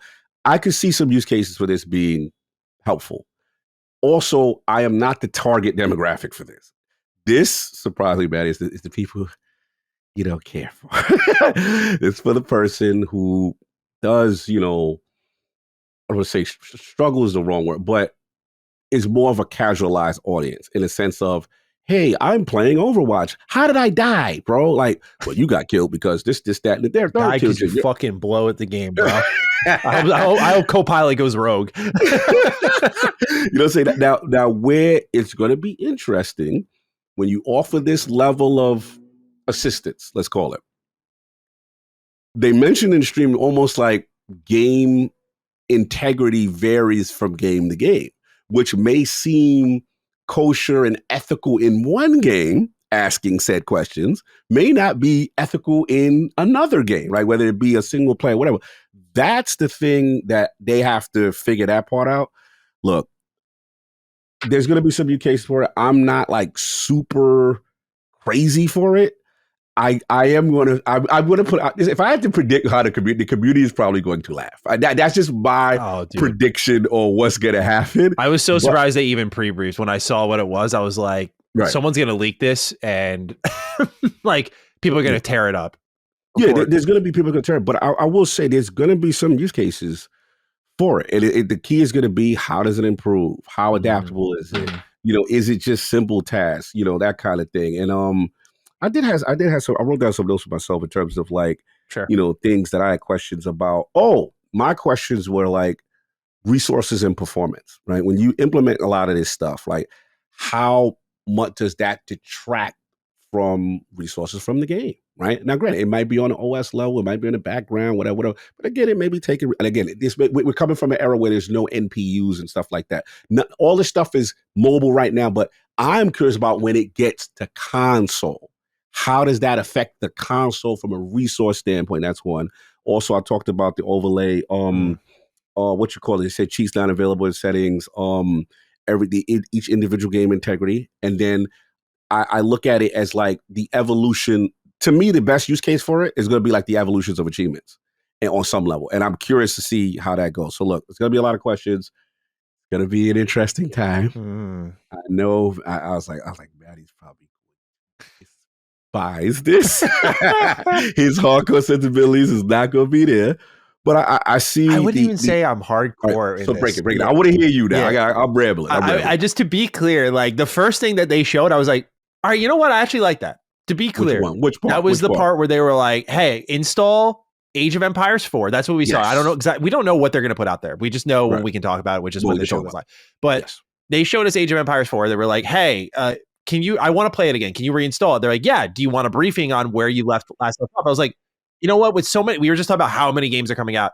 I don't think that's the worst thing in the world, that you can kind of pick something back up, get a little briefing on where you were in the story. Many people are like me, like, you know, you start to run out of time. You're like, yeah, sure. The real logical choice here is to just pick up where I left off. You know, I'm sorry, not pick up where I left off. The choice for many of us would be actually to start from the beginning and like, I need the full experience all in one go. But sometimes that's just not realistic. It's not feasible. So to get that little catch up, like, where was I last time? Catch me up. You know, because I haven't played in like a year. I think that's cool. I actually think that's good. You know, like just to get that story catch up, or that last moment, it's like, oh yeah, it just comes back to you. That is a good thing. So at first I was like, oh, interesting. Because the last time I've ever been, at least personally, pre-briefed on a new Xbox feature was FPS boost. And I was like, oh, fuck yeah. Oh, hell yeah. When I saw this, I was like, all right. You know, when they put Copilot in like the brief, I was like, oh boy, I know this is AI. So, but then I saw that, I was like, you know what? That's not bad. You know, because that's like this, you know, does that aid in just getting people playing in a good way? I think so. You know, if you don't use that, I think it's non-intrusive in the right ways. Like, you don't need that briefing. You might just remember, or you might not care. But if you want to get the briefing, yeah, like that is a good one. But man, I was like, I fucking hate this when I was watching the guides. It is very new player friendly. My gripe with it, again, I don't know if they're going to show the examples that we got. I hope they do, so people can see, like, I was like, this strips the critical thinking process. It's much of what I fear about AI in general. As much as I'm interested in AI and I think it has great use cases, my worry is that we already have a critical thinking skill issue as a society, really, but like in the games industry, it's super prevalent, where like media literacy is a fucking dying art. And I'm not trying to put myself above anyone, by the way, because we all have our moments, but just to now even streamline the learning of a game and its mechanics, where they were like, hey, I've never played Minecraft before. What do? They're like, punch a log. And that's, by the way, that's like the actual AI's terms. Punch a log. Okay, I did that. Now what? Okay, put these logs together in a square and you'll make a craft table. He's like, okay, I did that. Now what? I'm like, this is awful. Awful. And granted, it is a choice, but I'm like, I don't make guide content, so I have no horse in this race. But there's a difference, I think, between I'm going to go check out a guide because I've tried my best versus the little devil on your shoulder just hanging out the whole time, a little Copilot logo floating in the corner. Not really, but like just waiting for you. Just like, one question is all you need. Just there you go. That's it. I really do think it breaks some of the design of games, that learning process. There are situations where we know what if it's a turn-based RPG, I think it needs to be less tutorialized. These have been around since the dawn of time. And like the UI is on screen. You have unlimited time between turns. You just press the X button to attack. Then I select my target. You don't need a tutorial for that. Just go. But in certain games that are introducing new mechanics or ideas or whatever, like the idea of like someone playing Elden Ring and be like, fuck, I can't beat Godric. How do I do that? And just this little robot voice pops up and I'm like, the amount of people who are going to breeze through games because of AI, I think is bad. Like, I do think it is going to be bad for the gaming environment as a whole. Because part of gaming, whether people want to agree with me or not, I don't care, is overcoming challenges. That is like core principle number one. There's a challenge in front of you and there's a skill level and you can overcome it. I don't mind difficulty options. I don't mind story. If you want to play in story mode, go right ahead. Okay. Like, that is cool with me. But to me, like, the idea of, I know next step is this thing fucking takes over for you is like, I got you. Watch this. I mean, we kind of have that now, right? I think they have Copilot becomes autopilot. No, bro, there's literally, I think, a feature now where from an accessibility standpoint, I can take your controller and control that for you. Yeah. And look, it makes no difference to me in that, will I use this? No. And I think some people will battle me on like, well, it's a choice, bro. But again, I worry about now developers have to think about, like, for such a pro development environment they're making, I do think developers are going to think about this. Like, oh, well, there are AI guides that exist, so we can do this, this, and that now. And people will just yell at their TV and it'll give them the answer. Right. I don't like it, dude. I don't like that, finding comps in Overwatch is part of the joy of Overwatch. And you're just going to have AI tell you what's good together right away. It ruins the sense of discovery. It ruins the sense of overcoming a challenge. And I just don't like it at all, to be frank. Okay. That coach system, look, I know, again, as a YouTuber, some might be like, well, what's the difference between coaching in a guide and coaching through AI? And my only response would be like, one is deliberate. One is like a devil on your shoulder. One is like, I have tried and I am going to try to see how someone else does it now that I have not been able to do this, versus I think we have a fickle ecosystem when it comes to games where someone would try once and be like, fuck it. I just want to keep going. Go this. And honestly, as a reviewer, I also find this concerning. How are good reviews going to be made if you can if you can't figure it out and it's like, is it a problem with the game or did you not ask AI, bro? I think that's a problem too. So I just worry about sort of the ability to identify if something's a problem. It just streamlines so much of it in a way that I don't think this is needed. I don't. I think there are ways to make games more accessible to more people without pretty much fucking talking them through the experience like they're 2 years old. This is a good discussion. I love this type of stuff. And again, I think that's why age ratings on boxes exist. I know, hey, look, I was like 8 years old playing San Andreas, so I get it. We ignore that stuff. But the age ratings might have to play a factor in like the complexity of a video game now. Like if it's E for everyone, it should be accessible for everyone, like an Astrobot. They can hand that to a 5-year-old or a 30-year-old. It's a 50-year-old. They'll get it. They know how to play the game. So I get where you're coming from. I don't want to minimize anything you say. No, you can minimize if you disagree. That's okay. I don't necessarily disagree. I don't know how to feel. Like I don't have a stronger. I guess my thing was, I was like, this is interesting. To me, one thing we did realize from this thing is even the Overwatch example we saw and the Minecraft example we saw, because the Age of Empire one was like, hey, how do I get this? All right, you need to build this. Hey, Overwatch, how do I get better here? They give strategy or whatever. There's a part of me that there was key things like, this is not an implementation yet. This is an idea of what we think it would be. Yeah. Right. So we're still not at the point of even what conceptually what was shown is in practice. Right. But I'm not making an excuse because it could literally get there. Right. My thing is, you make some good points where it's the idea of, I think, of developer opting in, because I'm curious how developers are going to take this from the standpoint if you make a Souls type game, right? And remember, this is a big debate currently in the accessibility community, right? Because the accessibility community is like, yo, we should be able to play, right? But then from a developer standpoint, if the integrity of the game design intent of your game is a challenging, not hold your hand style game, right? Are you forced to opt in to said thing to make your game super easier? Now the counter will be like, yeah, Cog, but you could go look that up. I get it, but it's still a slight difference with the instantaneous nature when it's something overlaid over your game, right? I'm curious how developers are going to, that. I would love to know how they think about that, especially in terms of game design, in terms of challenge. So that's the first thing, the opt-in thing. The second thing now, where the pushback against us will be as the quote unquote hardcore gamer, will be the accessibility community. Because some people are going to be like, yo, I struggle with these set type of game, right? Like we're in a world right now where I think Forza Horizon and Motorsport, they can literally drive the cars for you, right? Like you can put every assist on and it's like driving for you, so to speak. So this is where it's going to get interesting. Again, I don't feel, I laugh because I said, I know a big part of the game community going to be like, nah, bro, no, stop that, right?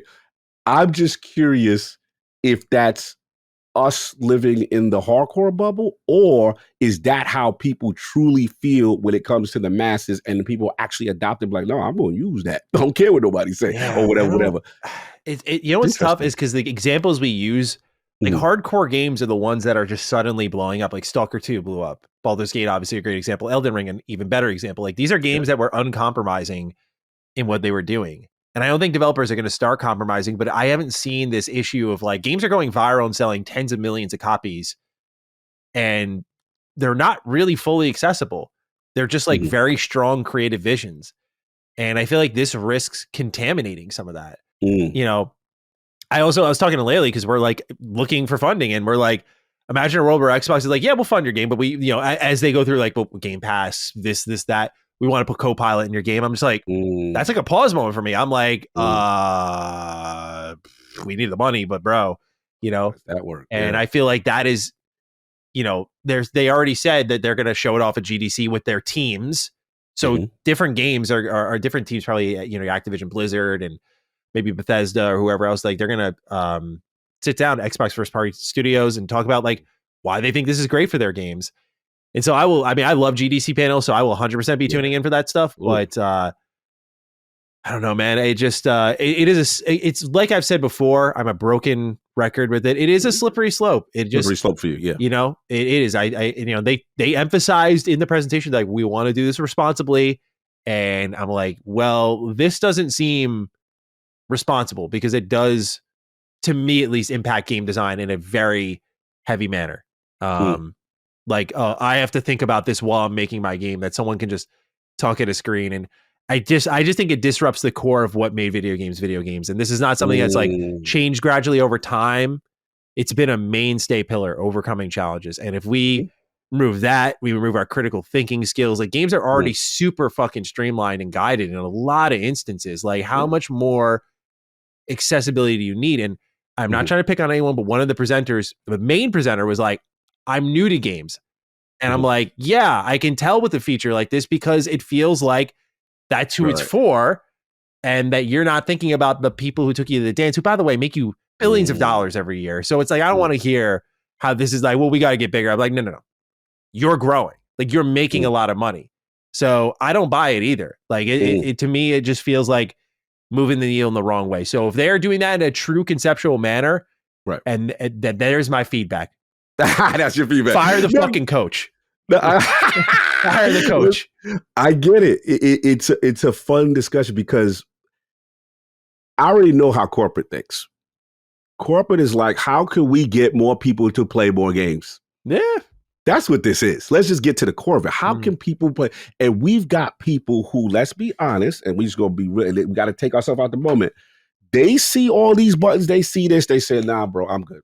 I can't do all this. This is so this, bro." There's people who like, yo, how many buttons is this? Are you crazy? What is this contraption you're putting in my hand? I am never playing a video game, right? So now.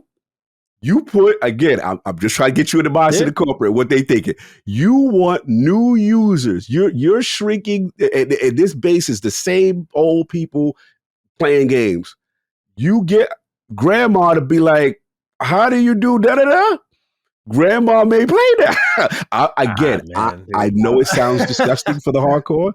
I'm just trying to help you understand why they would do it. And then the counter they going to say, I know what they're going to say in the ballroom. They're going to be like, okay, you so against it? Y'all the same dudes. We got the data that y'all hit the true achievement button. Y'all couldn't get the sword in KCD. Y'all the same person. Y'all looked up how to beat the boss in this. So y'all doing the same thing. We giving you the direct line. I'm not justified. I'm just telling you. I know how where you're coming from. Because that is going to be the argument, right? It's going to be like, well, what's the difference? You've looked up guides before. It's like, yeah, 100%. But again, like it is a deliberate choice. And I know I'm not saying they're forcing it by putting it there, but when it is, there's a difference between choosing to step away from your game and looking something up and actively searching for it, and it just being part of the thing you're interacting with. I got you. Case in point. Right now, I'm gonna tell you something funny. There was this is a great point you're making. This is a fun. I love this. It was a point. I think we were applying for something, right? We're trying to do something. I've never seen this before, and we were trying to come up with like a plan. I forgot what the name of the terminology was. We've never done it before.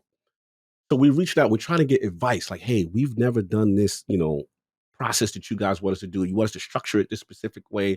And part of it was a curriculum, and part of it was a whole bunch of different moving parts in this proposal that we were trying to do. So we're like, yo, can we get some advice from the entity themselves that we're going to propose for? Because, we never done this. Hey, guys, why don't you just use AI? Everybody else does it. So I was like, I've never heard this. So Saw, I'm going to put you up, Black, because Saw was my brother. We talked about this. I was like, so you gonna try this? He's like, all right, we'll see what happens. Bro, AI gave the most extensive, detailed, amazing thing that we probably wouldn't have come up with ourselves. Now, granted, it's learned behavior. It's based on tendencies that other people use. And people are submitting this stuff to jobs, to companies, and companies know it. And I'm like, the company is telling us, yeah, just use AI to do that. I'm like, wow, where are we at right now with Skynet? How crazy. So that's why I'm just like, again, I'm speaking like it does sound weird. It does sound like we're in this twilight zone. I've never heard of this type of stuff before, but we're kind of here. And I'm just like, man, I was just shocked at where we are with a society. Even on LinkedIn right now, you could apply for a job and it'd be like, yo, based on your resume, you would be a great fit for this. And here's why. And I'm like, I don't think that type of stuff is bad. Like, here's a job suggestion for you, autocorrect. Like, there are points of like an artificial intelligence helping you around. Like, that is quality life enhancing. Again, to my point, the first thing they showed us with the storefront, I'm like, and installing it via voice and then catching you up, I'm like, that's good. That's quality of life. But when you start to infect the thing I'm there for now. Gotcha. You talk about the integrity. Like, you want to hit the surrounding stuff, like you're on the dashboard. Hey, I'm in the mood for an RPG. Can you show me some of the newest RPGs on the market? And they just bring up a list. Dude, awesome. That's great for discoverability. That's great for creators. That's great for players. Like, there are ways to do it that I think make getting into games easier or fun or less intrusive without coach. Without Coach Copilot. So Coach is the issue. Like basically 100%. Someone basically, for you, it's like someone basically hand holding you throughout the whole experience. Okay, what do I do next? That's where you like, we're losing the point. Yeah. Again, I know there's a fine line between the points I'm arguing of like YouTube guides, game facts walkthroughs. To many people, this will be just the next step of that. And, I'm just not going to use it, bro. But I just truly believe in my heart of hearts that it shouldn't be this sort of thing floating around it at all, because games are made and have always been made with the intent of like, we're going to make a game good enough that you're not going to need a guide, or we're going to make a game that is so well designed that you would never need a guide. Like I'm never going to look up a guide for Hades, for example. You know, it's a game about trial and error. To look up a game for that defeats the whole purpose of the game. And that's countless examples, you know? The human challenge, the discoverability, your what the essence of what makes a game, you know, learning part of the gaming is life lessons, right? You know, me being a person that loves fighting games and getting my behind whipped and getting in the dojo and stuff like that. And I get it, you know. There's some things that you will look up from what you call an FAQ and stuff like that. I get where you're going. Like looking up combo videos. Like if we're doing that with AI, I don't see a problem with that. But when you start to infest the literal design of the game, you know, Maddie don't like coach. I don't like the coach, bro. I don't like the coach. You don't want a side. You want AI sidekick. You want him on the side. Little Mr. Maddie plays on the side. That's what you do. Well, yeah, because the next step is customizing Copilot. Like, you know, it's gonna be fucking like Chief in like a Cortana body. It's like, no. You don't want a little friend. You don't want Joker with you on the mission. You don't want. Did you see what they did with PlayStation? The Raven AI. No, did you see what PlayStation did though with Aloy? They like. That PlayStation is deep in it right now. So PlayStation's gonna literally make their mascots talk to you back and forth. And I'm just like, bro. Well, you know where we at now? We're in the Peter Molyneux, Milo, Project Natal era where it's real. Yeah. Milo, what can you? I love when Chris Raker does the voice. Milo, what did you gonna have Milo, son? What's up? Yeah. You're not ready for this, man. Are you not about this? Man, he's hating this. Yeah, I don't know, man. It's here, so it's not like I don't want people to think I'm a stick in the mud. Like I'm not. Me and Laylee, I talked to her about it because I was like, I can't fucking believe what I just saw. I was just like, I just can't fucking get over this. And we were just talking about like, well, are we getting old? Like, are we like, this is where you had that fork in the road, I think, as like an adult. You're like, well, I can either ignore AI, never interact with it, and just become that person who, like, when you have a laptop when you're 50, you're like, what is this fucking thing? You know? Or you can roll with it a little bit and stay in. So I'm going to stay in the cut. Like I'm not going to leave it behind. I'm big on tech in a way where it's like, I want to know what's happening. I want to be up to date on that sort of stuff. And again, I do see a lot of positives with AI. I just don't feel like we're doing that yet. No, I get your points, bro. Just to reiterate, I definitely understand where you're coming from. And I think for you to struggle, game coaching, sidekick, and where I will align with you the strongest is developer integrity.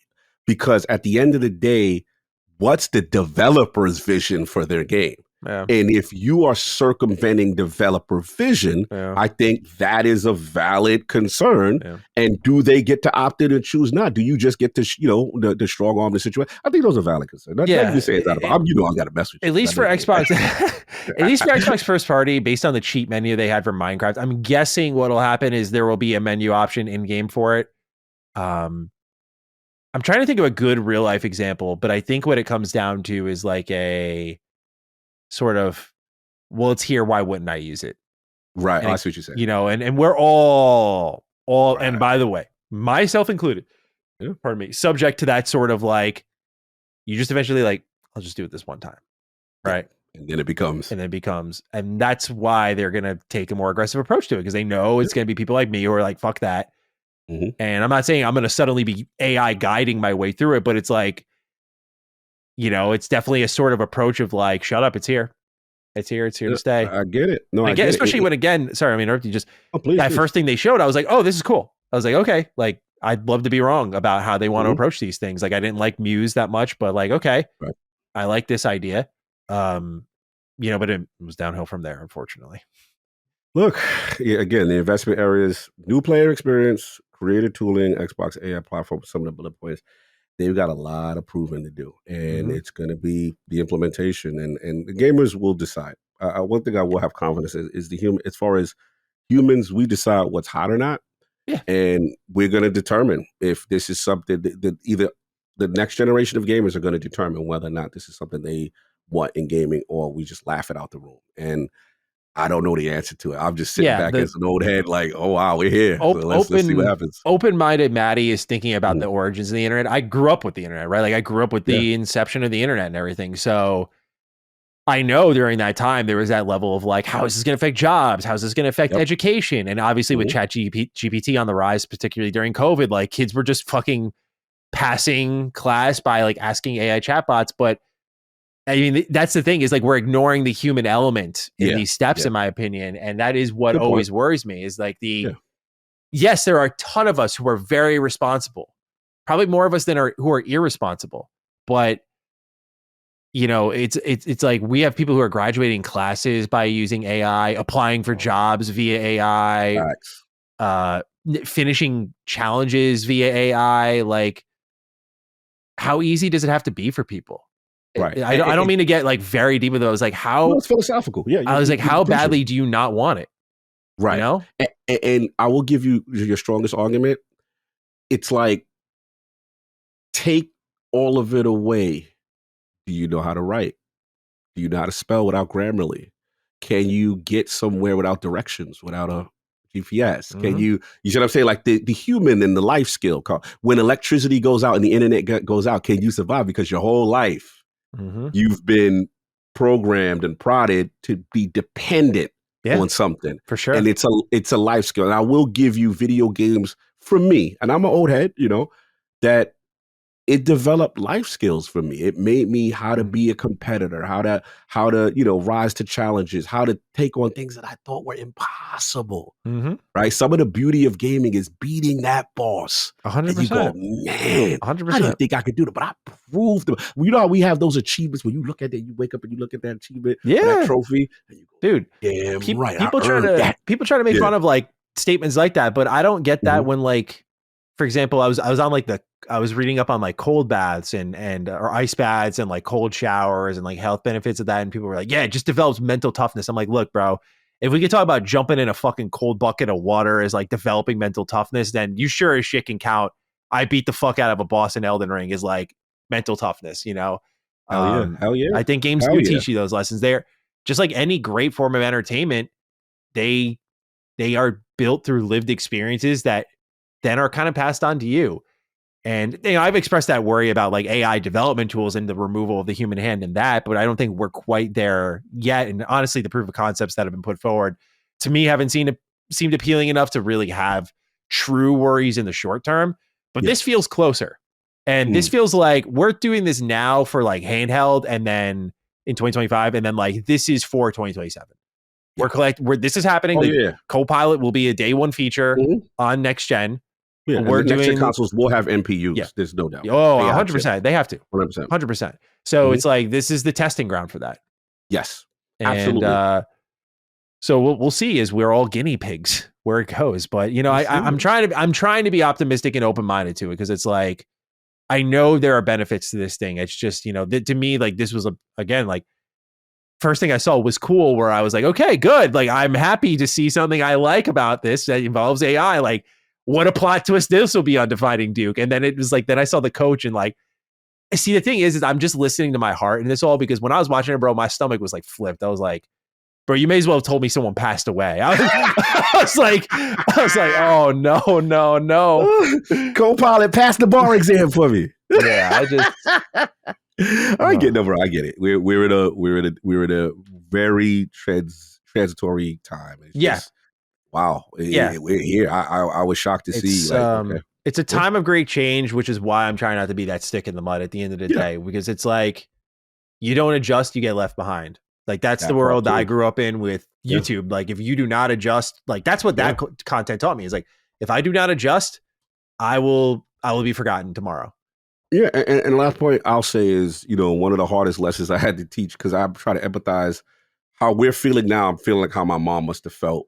And again, this is not one-to-one apples to apples comparisons. This is, I'm just throwing out in general terms. I remember when she's from the era of the typewriter and the word processor. I'm like, no, Mom, we got to get you a computer, right? And I was like, this is where we go. And I don't know if this is that period. This could flop tomorrow. I don't know. You know what I'm saying? This Copilot thing, people laugh this out the room and they won't. But it could be the thing. And gamers like, nah, bro, I'm using that. And we go, wow, the data says that. Like, I don't know what's going to happen. We're just going to see. It's moving quickly. I was reading an interesting article about like the .com, like boom/bust era versus AI. And it does open up this sort of conversation of like, there were a lot of people during like the rush to the internet that like just flopped completely. And like, you know, there were people betting big on it, didn't work out. And like, there were some who just made out extremely well. And I think AI is going to be much of the same, where it feels like it's far along, and it is far along. There have been breakthroughs so constantly.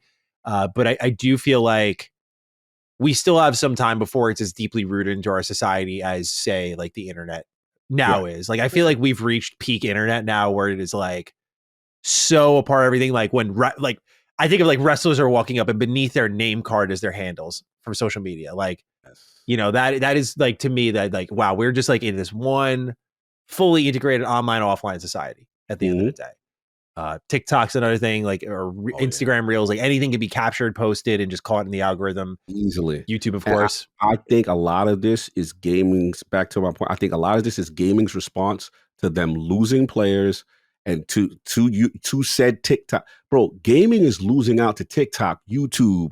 That's fair. People are just on their phone and watching stuff as opposed to playing games. So their mindset is, we're losing players. How do we? And a lot of it is barrier of entry. A lot of, when I speak to a casual guy, they don't even, they run for the hills when they see this. They're like, this is just too much, bro. Like, what are we doing? I'm like, wow, really? You won't even attempt? You won't even attempt? You wonder if there's like a world for like a system that's like back to the SNES or the NES, just like 2 buttons, 2 face buttons. Want that 1 button, 2 button, and it's just like, okay, but we'll see. We'll see. I'm just watching. I'm just sitting and watching. I don't know how this going to go. Yeah.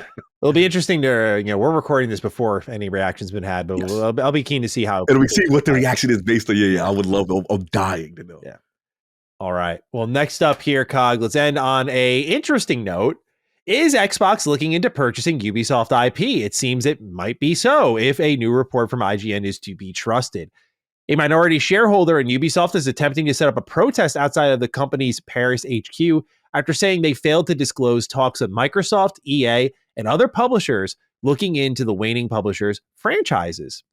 The statement IGN saw came from CEO of AJ Investments, Jiraj Krupa, and it demanded a clear roadmap for recovery from the leads to address the declining shareholder value. He also accused Ubisoft of hiding a DLC partnership with Saudi investment firms Savvy Group. Mind you, this is the same individual who wrote an open letter to Ubisoft's board of directors in September to express his dissatisfaction with the company, urging on a sale by Ubisoft. Here's what Ubisoft said in a statement to IGN in response to this story, quote, "As we mentioned during our Q3 sales, the review of various transformational, strategic, and capitalistic options is ongoing. The board has established an ad hoc independent community to oversee this formal and competitive process so as to extract the best value from Ubisoft's assets and franchises for all stakeholders. Ubisoft will inform the market in accordance with applicable regulations if and once a transaction materializes," end quote. So the real story for us here on Defining Duke, in my opinion, is just that like Xbox was knocking on the door a little bit here for franchises, not the whole company, but for IP. What are our thoughts on that? I was a little surprised. I'm like, don't you all have like a bunch of inactive IP and you're kicking tires on others' IP already? Like, what are we doing here? I mean, I don't blame them for, I won't overreact because I'm like, they're checking, you know, can't fault them for checking. We don't know how far they're going, but if it progressed, I'd be like, what are we doing? What do you guys, you guys got so much you haven't used yet from Activision, from Bethesda. Like, that well is like deep, bro. Go down there and fish something out. But what do you think of Xbox looking into Ubisoft and kind of where they're at right now? Yeah, I'm surprised someone blew the whistle. Like, bro, they out here flirting. Yeah. What the hell they doing? We got to protest this. Like, someone's outside. They are not feeling internally what they're doing. Look, I've been Lord Acquisition in the past, but I've been very stern on like, I'm not interested in Xbox acquiring Ubisoft. And for honestly, right now, they're good. They need to work on what they have. I've been pretty cool on that. I mean, yes, of course, but even my beloved Sega, you know, they're doing well. They're doing all right now. There's nobody out. Look, if Ubisoft is in a situation where they're in trouble, for sure. I get that. Now, if it's IP, okay, you know, if you want to bring Splinter Cell over, okay, there's Xbox sensibilities and stuff. I get it. It's just that I think they're just knee deep in the whole Tencent drama, and I got to see how that plays out, you know, for Ubi. I don't know, man. Like, I'm just not interested in you. I know it sounds messed up to say because I love a lot of Ubisoft franchise. I grew up, like, they were the pinnacle for me for a long time. but to me, they've fallen from grace in my eyes. They don't really appeal to me because, again, it's a very assembly line kind of energy from their IPs, and I don't appeal. They don't appeal to me. And then obviously we got to see what the big thing with Assassin's Creed Shadows right now. There's a lot of pressure on it, kind of thing. So I personally don't want Xbox involved with them. Just to be honest, I really don't. I don't have any desires for them. The only thing I care about Xbox involvement with them is one thing. Besides the Splinter Cell IP, that's a selfish one. It's they hold the rights to their cloud streaming because they get the deal done with ABK. I am very curious about if they go under, they trade hands. What happens to that relationship? Maybe it's unchanged, but I'm curious about that because I never seen that was the factor. Remember, that was the key factor to get the deal closed. They had to offload the cloud responsibility because they were viewed as like too cloud dominant by governing bodies, right? So these are the key holders to your cloud initiative. That's all I care. How does that change if they go under or they change hands? That's all I care. I'm guessing if it's technically it'd be under Ubisoft, so I wonder if they would just have to sell it off to someone else, or if you find a new home for it. That would be my guess, but. Yeah, I'm with you. There's just so many things Xbox can do with what they currently have. And I'm talking about like big money opportunities. Like, the fact that, of course, I'll bring it up, like Fallout hasn't been tapped into. There's a wealth of Activision IP. It's great to see Tony Hawk back, but like there's a wealth of Activision IP that I think can be brought back, renewing the licensing deals for Marvel, Transformers, just getting those games back onto the market, just activating some back catalogs there. I think would be really good for gaming and for their money-making opportunities. Like there's just a lot there that they can do, in my opinion. The BattleNet integration. I think I know they have enough. They have more than enough. They have more than enough. They have enough creative studios. Yeah, they have more than enough. Yeah, they have enough creative studios and first party where they're all churning away on new ideas. We still don't know about Double Fine. We know Project Mara is probably up next for the team at Ninja Theory, and they just did 2 Hellblade games, so like that's going to be this seemingly horror focused game. We know that In Exile is leveling up from Wasteland 3, which was excellent, to Clockwork Revolution, which is like a first person, they called it like crunchy RPG with reactivity at the center of it all. And I will put my life on that game because I'm like, bro, Brian Fargo at the top of that one. Let's go. Give us some Wasteland energy and that look. 100%, bro. Looks so good. So they have a lot of talent there where they can make new stuff too, which is something people have always said Xbox can't do. So I don't think you need to buy like Assassin's Creed or Watch Dogs or Splinter Cell. Like Xbox, I think there's like I actually don't think they gain it all by owning it. Like that's the thing. Like some people will like, why wouldn't you get Splinter Cell? Or it's like, because they'll never use it. They don't have the teams to do it. They'll pay someone else to go make it. At that point, it's someone else's project that should be in house. Like I'd love to see Focus Home get involved. Like they have been making really good games. And I would love to see them grab up something from Ubisoft and make a game. Like the Warhammer team doing something from one of Ubisoft's many IP would be really cool. And Ubisoft has a really deep catalog. Like you go to Prince of Persia as a good example. Beyond Good and Evil, of course. It's so funny how avoidable Ubisoft's situation is. Like they cancel all these projects, but I'm very interested in Beyond Good and Evil 2 at this point. How could you not be? Like it set the Guinness World Record for game in longest in development. So like 16, 17 years, something like that. So for them to hold on to this sunk cost fallacy for so long, is like, you've dug your own grave, but this thing better be worth it. Facts. So I'm with you, bro. And the final thing is, we're already at that point of, look at the cadence right now. We got so many games. We're trying to figure out when things are gonna launch. Yeah, you got a lot. Yeah, right now. You good. There's actually, hang on, Cog, carry the show a little bit here because I think I saw. I got you. Some interesting news. Some new news popped up. No, I got you. I carry. Like I said, standing on business with Ubi, and I'm just curious. Again, with all the other IPs that they have under their house, and what's gonna happen? Some new joints. I want to get I get to treat the audience to a little live Cog reaction to this. Look what we got. Here we go. Let's check this out. All right, let's see. Read it out loud for me, sir. Oh boy, Bethesda's Oblivion Unreal Engine 5 remake could be releasing sooner than you think. Xbox's long-expected Elder Scrolls update is reportedly set to reveal soon. First mentioned a legend developer back in 2023 before being named a leak court document. Now, according to noted insider Nate, hey, he's cooking. The Oblivion remake is set for reveal in the coming weeks. A claim VGC has corroborated with its own sources. Nate claims the game will likely release before June. Oh there you go. You ain't playing Death Stranding. No, you playing Death Stranding. Now they came for you. That Oblivion. Bethesda said, "What you said you gonna play? You playing us. You know what your home is." While sources have told VGC it could arrive as soon as next month. The Oblivion remake is understood to be developed by Virtuals, established in 2024.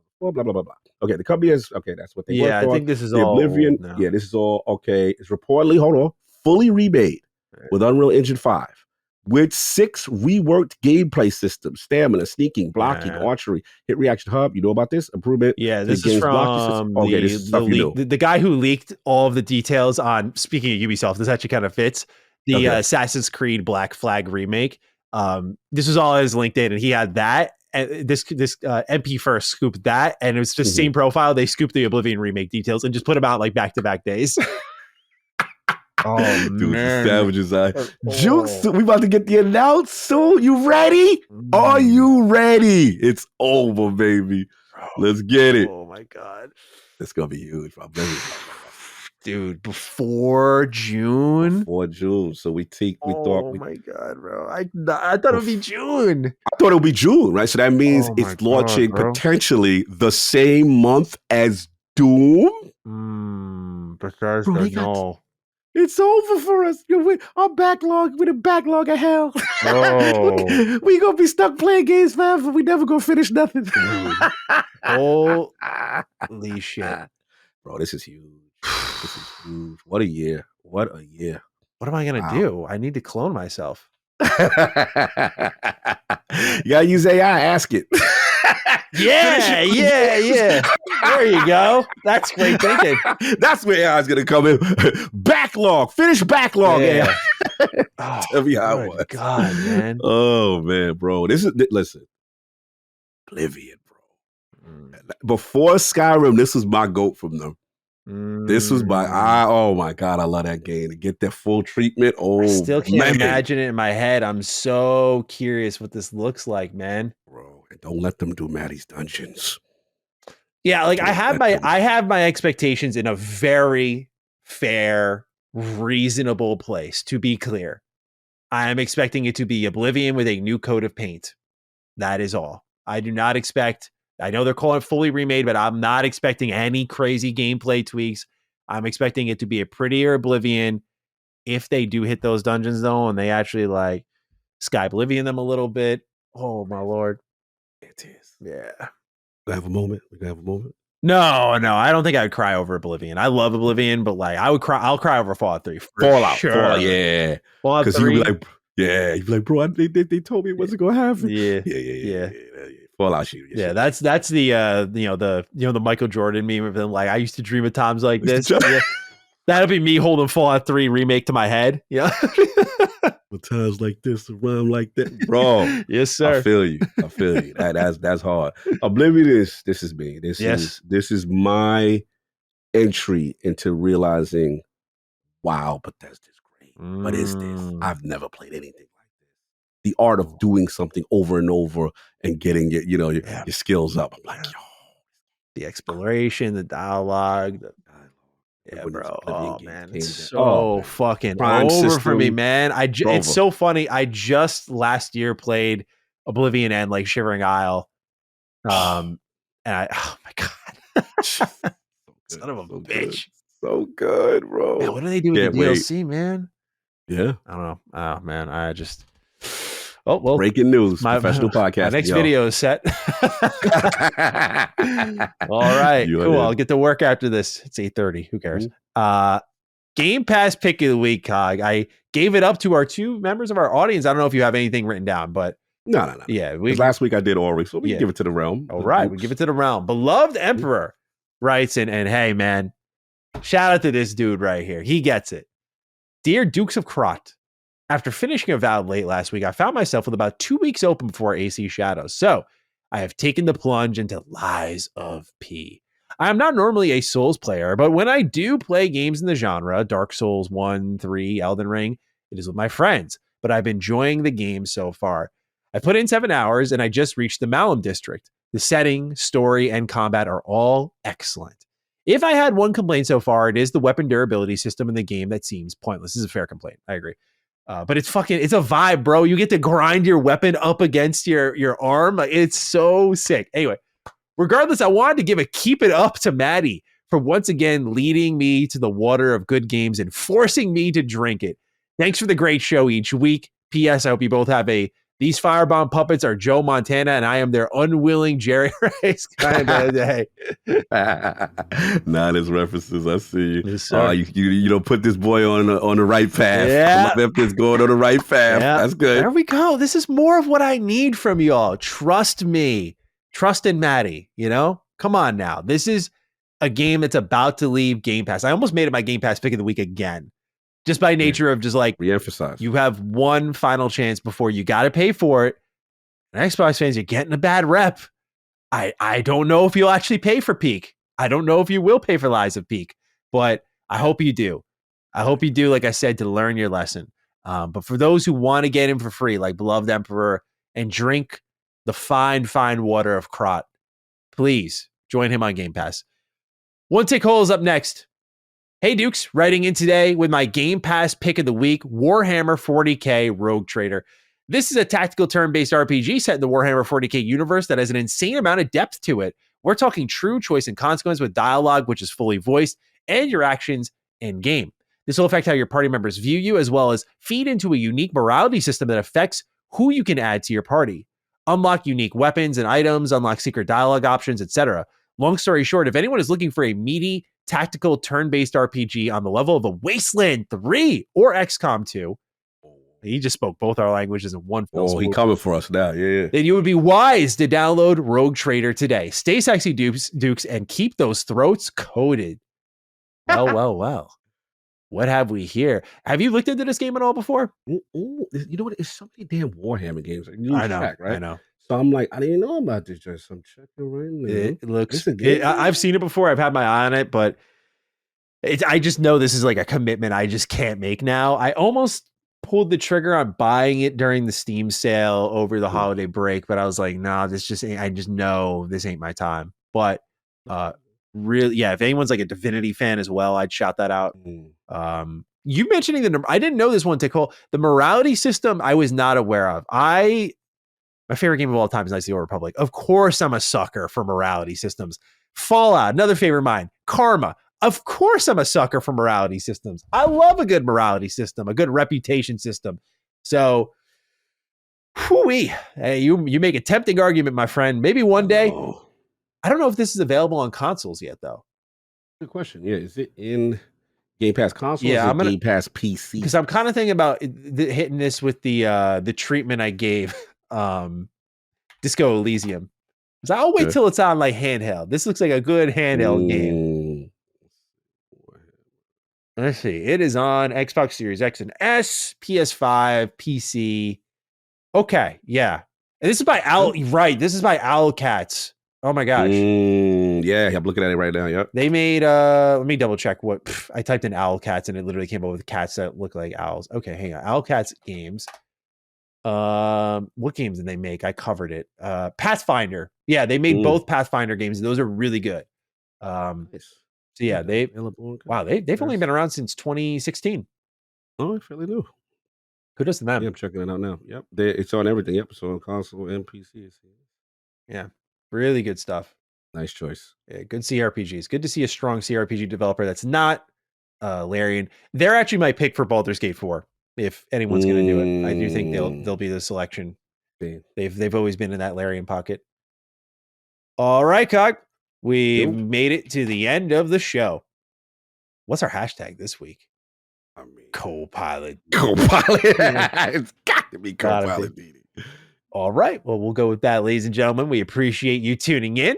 If you listened this far, use your AI companion. Let us know down below with the hashtag CopilotDD. You can write in the comment section. Otherwise, I'm at G27status. Cog is at Lord Cognito. You can find us both on Twitter or X, whatever you call it. Use the hashtag CopilotDD. Let us know your thoughts alongside that hashtag. Cog, any final words before we wrap it up?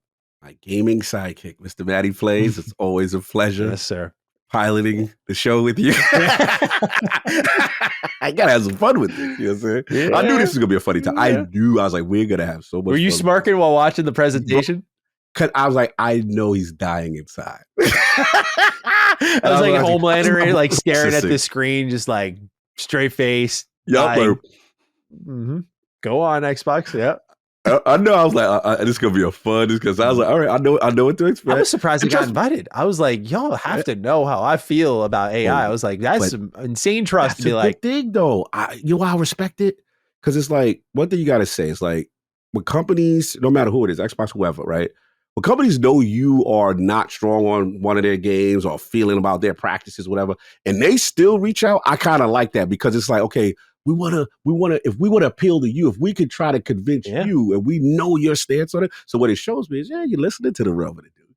You're listening to what we had, the topic on views and how we felt, stuff like that. And, look, they understand the challenges they have to face. So it's better to to put this in front of your detractors and see what the real-time feedback is, and hopefully you can address those things in the future as best you can. But I have no problem with that. I think when companies run, I'll be like, yeah. Well, I'm going through that right now. Where I'm just after 11 years, I'm like, all right, guys. I mean, because now it's like, oh, you only want me when I got something nice to say.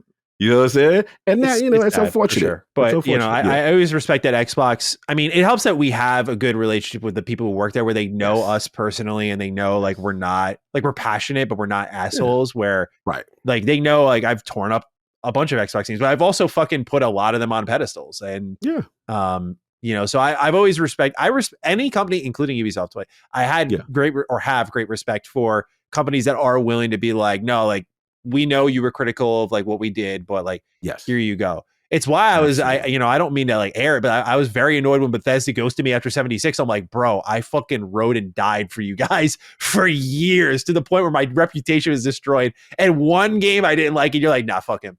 That's it. I was like, bro, that's all it took. I was like, come on. Sometimes, again, look, we're human beings. That's what I noticed about this whole thing. At the end of the day, it's human beings in control of corporations and content creators. And, just like anything, you catch someone on a raw day, they don't like a thumbnail, they don't like a title, they don't like the way your inflection or my inflection was. It can happen. It's happened to me before. One thing we hope is that, you know what, bro, look at the track record. For the most part, it's been respectful, right? Even if we don't like something or whatever. And that's the main thing. That's all you go for. And if they choose not to, that's their loss. I'm just going to be myself. So it is what it is. Love your mindset, bro. Likewise. Ladies and gentlemen, thank you for tuning in. This has been episode 219 of Defining Duke and Xbox podcast. We appreciate your time on this Sunday or whatever day you're actually listening to us because we're available all the time. But until then, we'll be back with episode 220. Not sure if it'll be as eventful of a week as it was this week, but we'll find out. Until then, though, ladies and gentlemen, take great care of yourselves, and we'll see you next time around. Peace out. Defining Duke, an Xbox podcast, is a product and trademark of Last Stand Media and Collins Last Stand LLC, and is recorded from the United States of America. The show is conceived by Matthew Mr. Matty Plays Schroeder and me, Colin Moriarty, and is written and produced by Matthew Schroeder. Matty's co-host is Barry Lord Cognito Eversley. Defining Duke's executive producer is Dustin Furman. All of Last Stand's theme music is by Ramon Narvaez. As you know, all of Last Stand Media's shows, including Defining Duke, are fan-funded on Patreon at patreon.com/laststandmedia. The following names are at the producer support level on Patreon, and we're thankful for your kindness and generosity.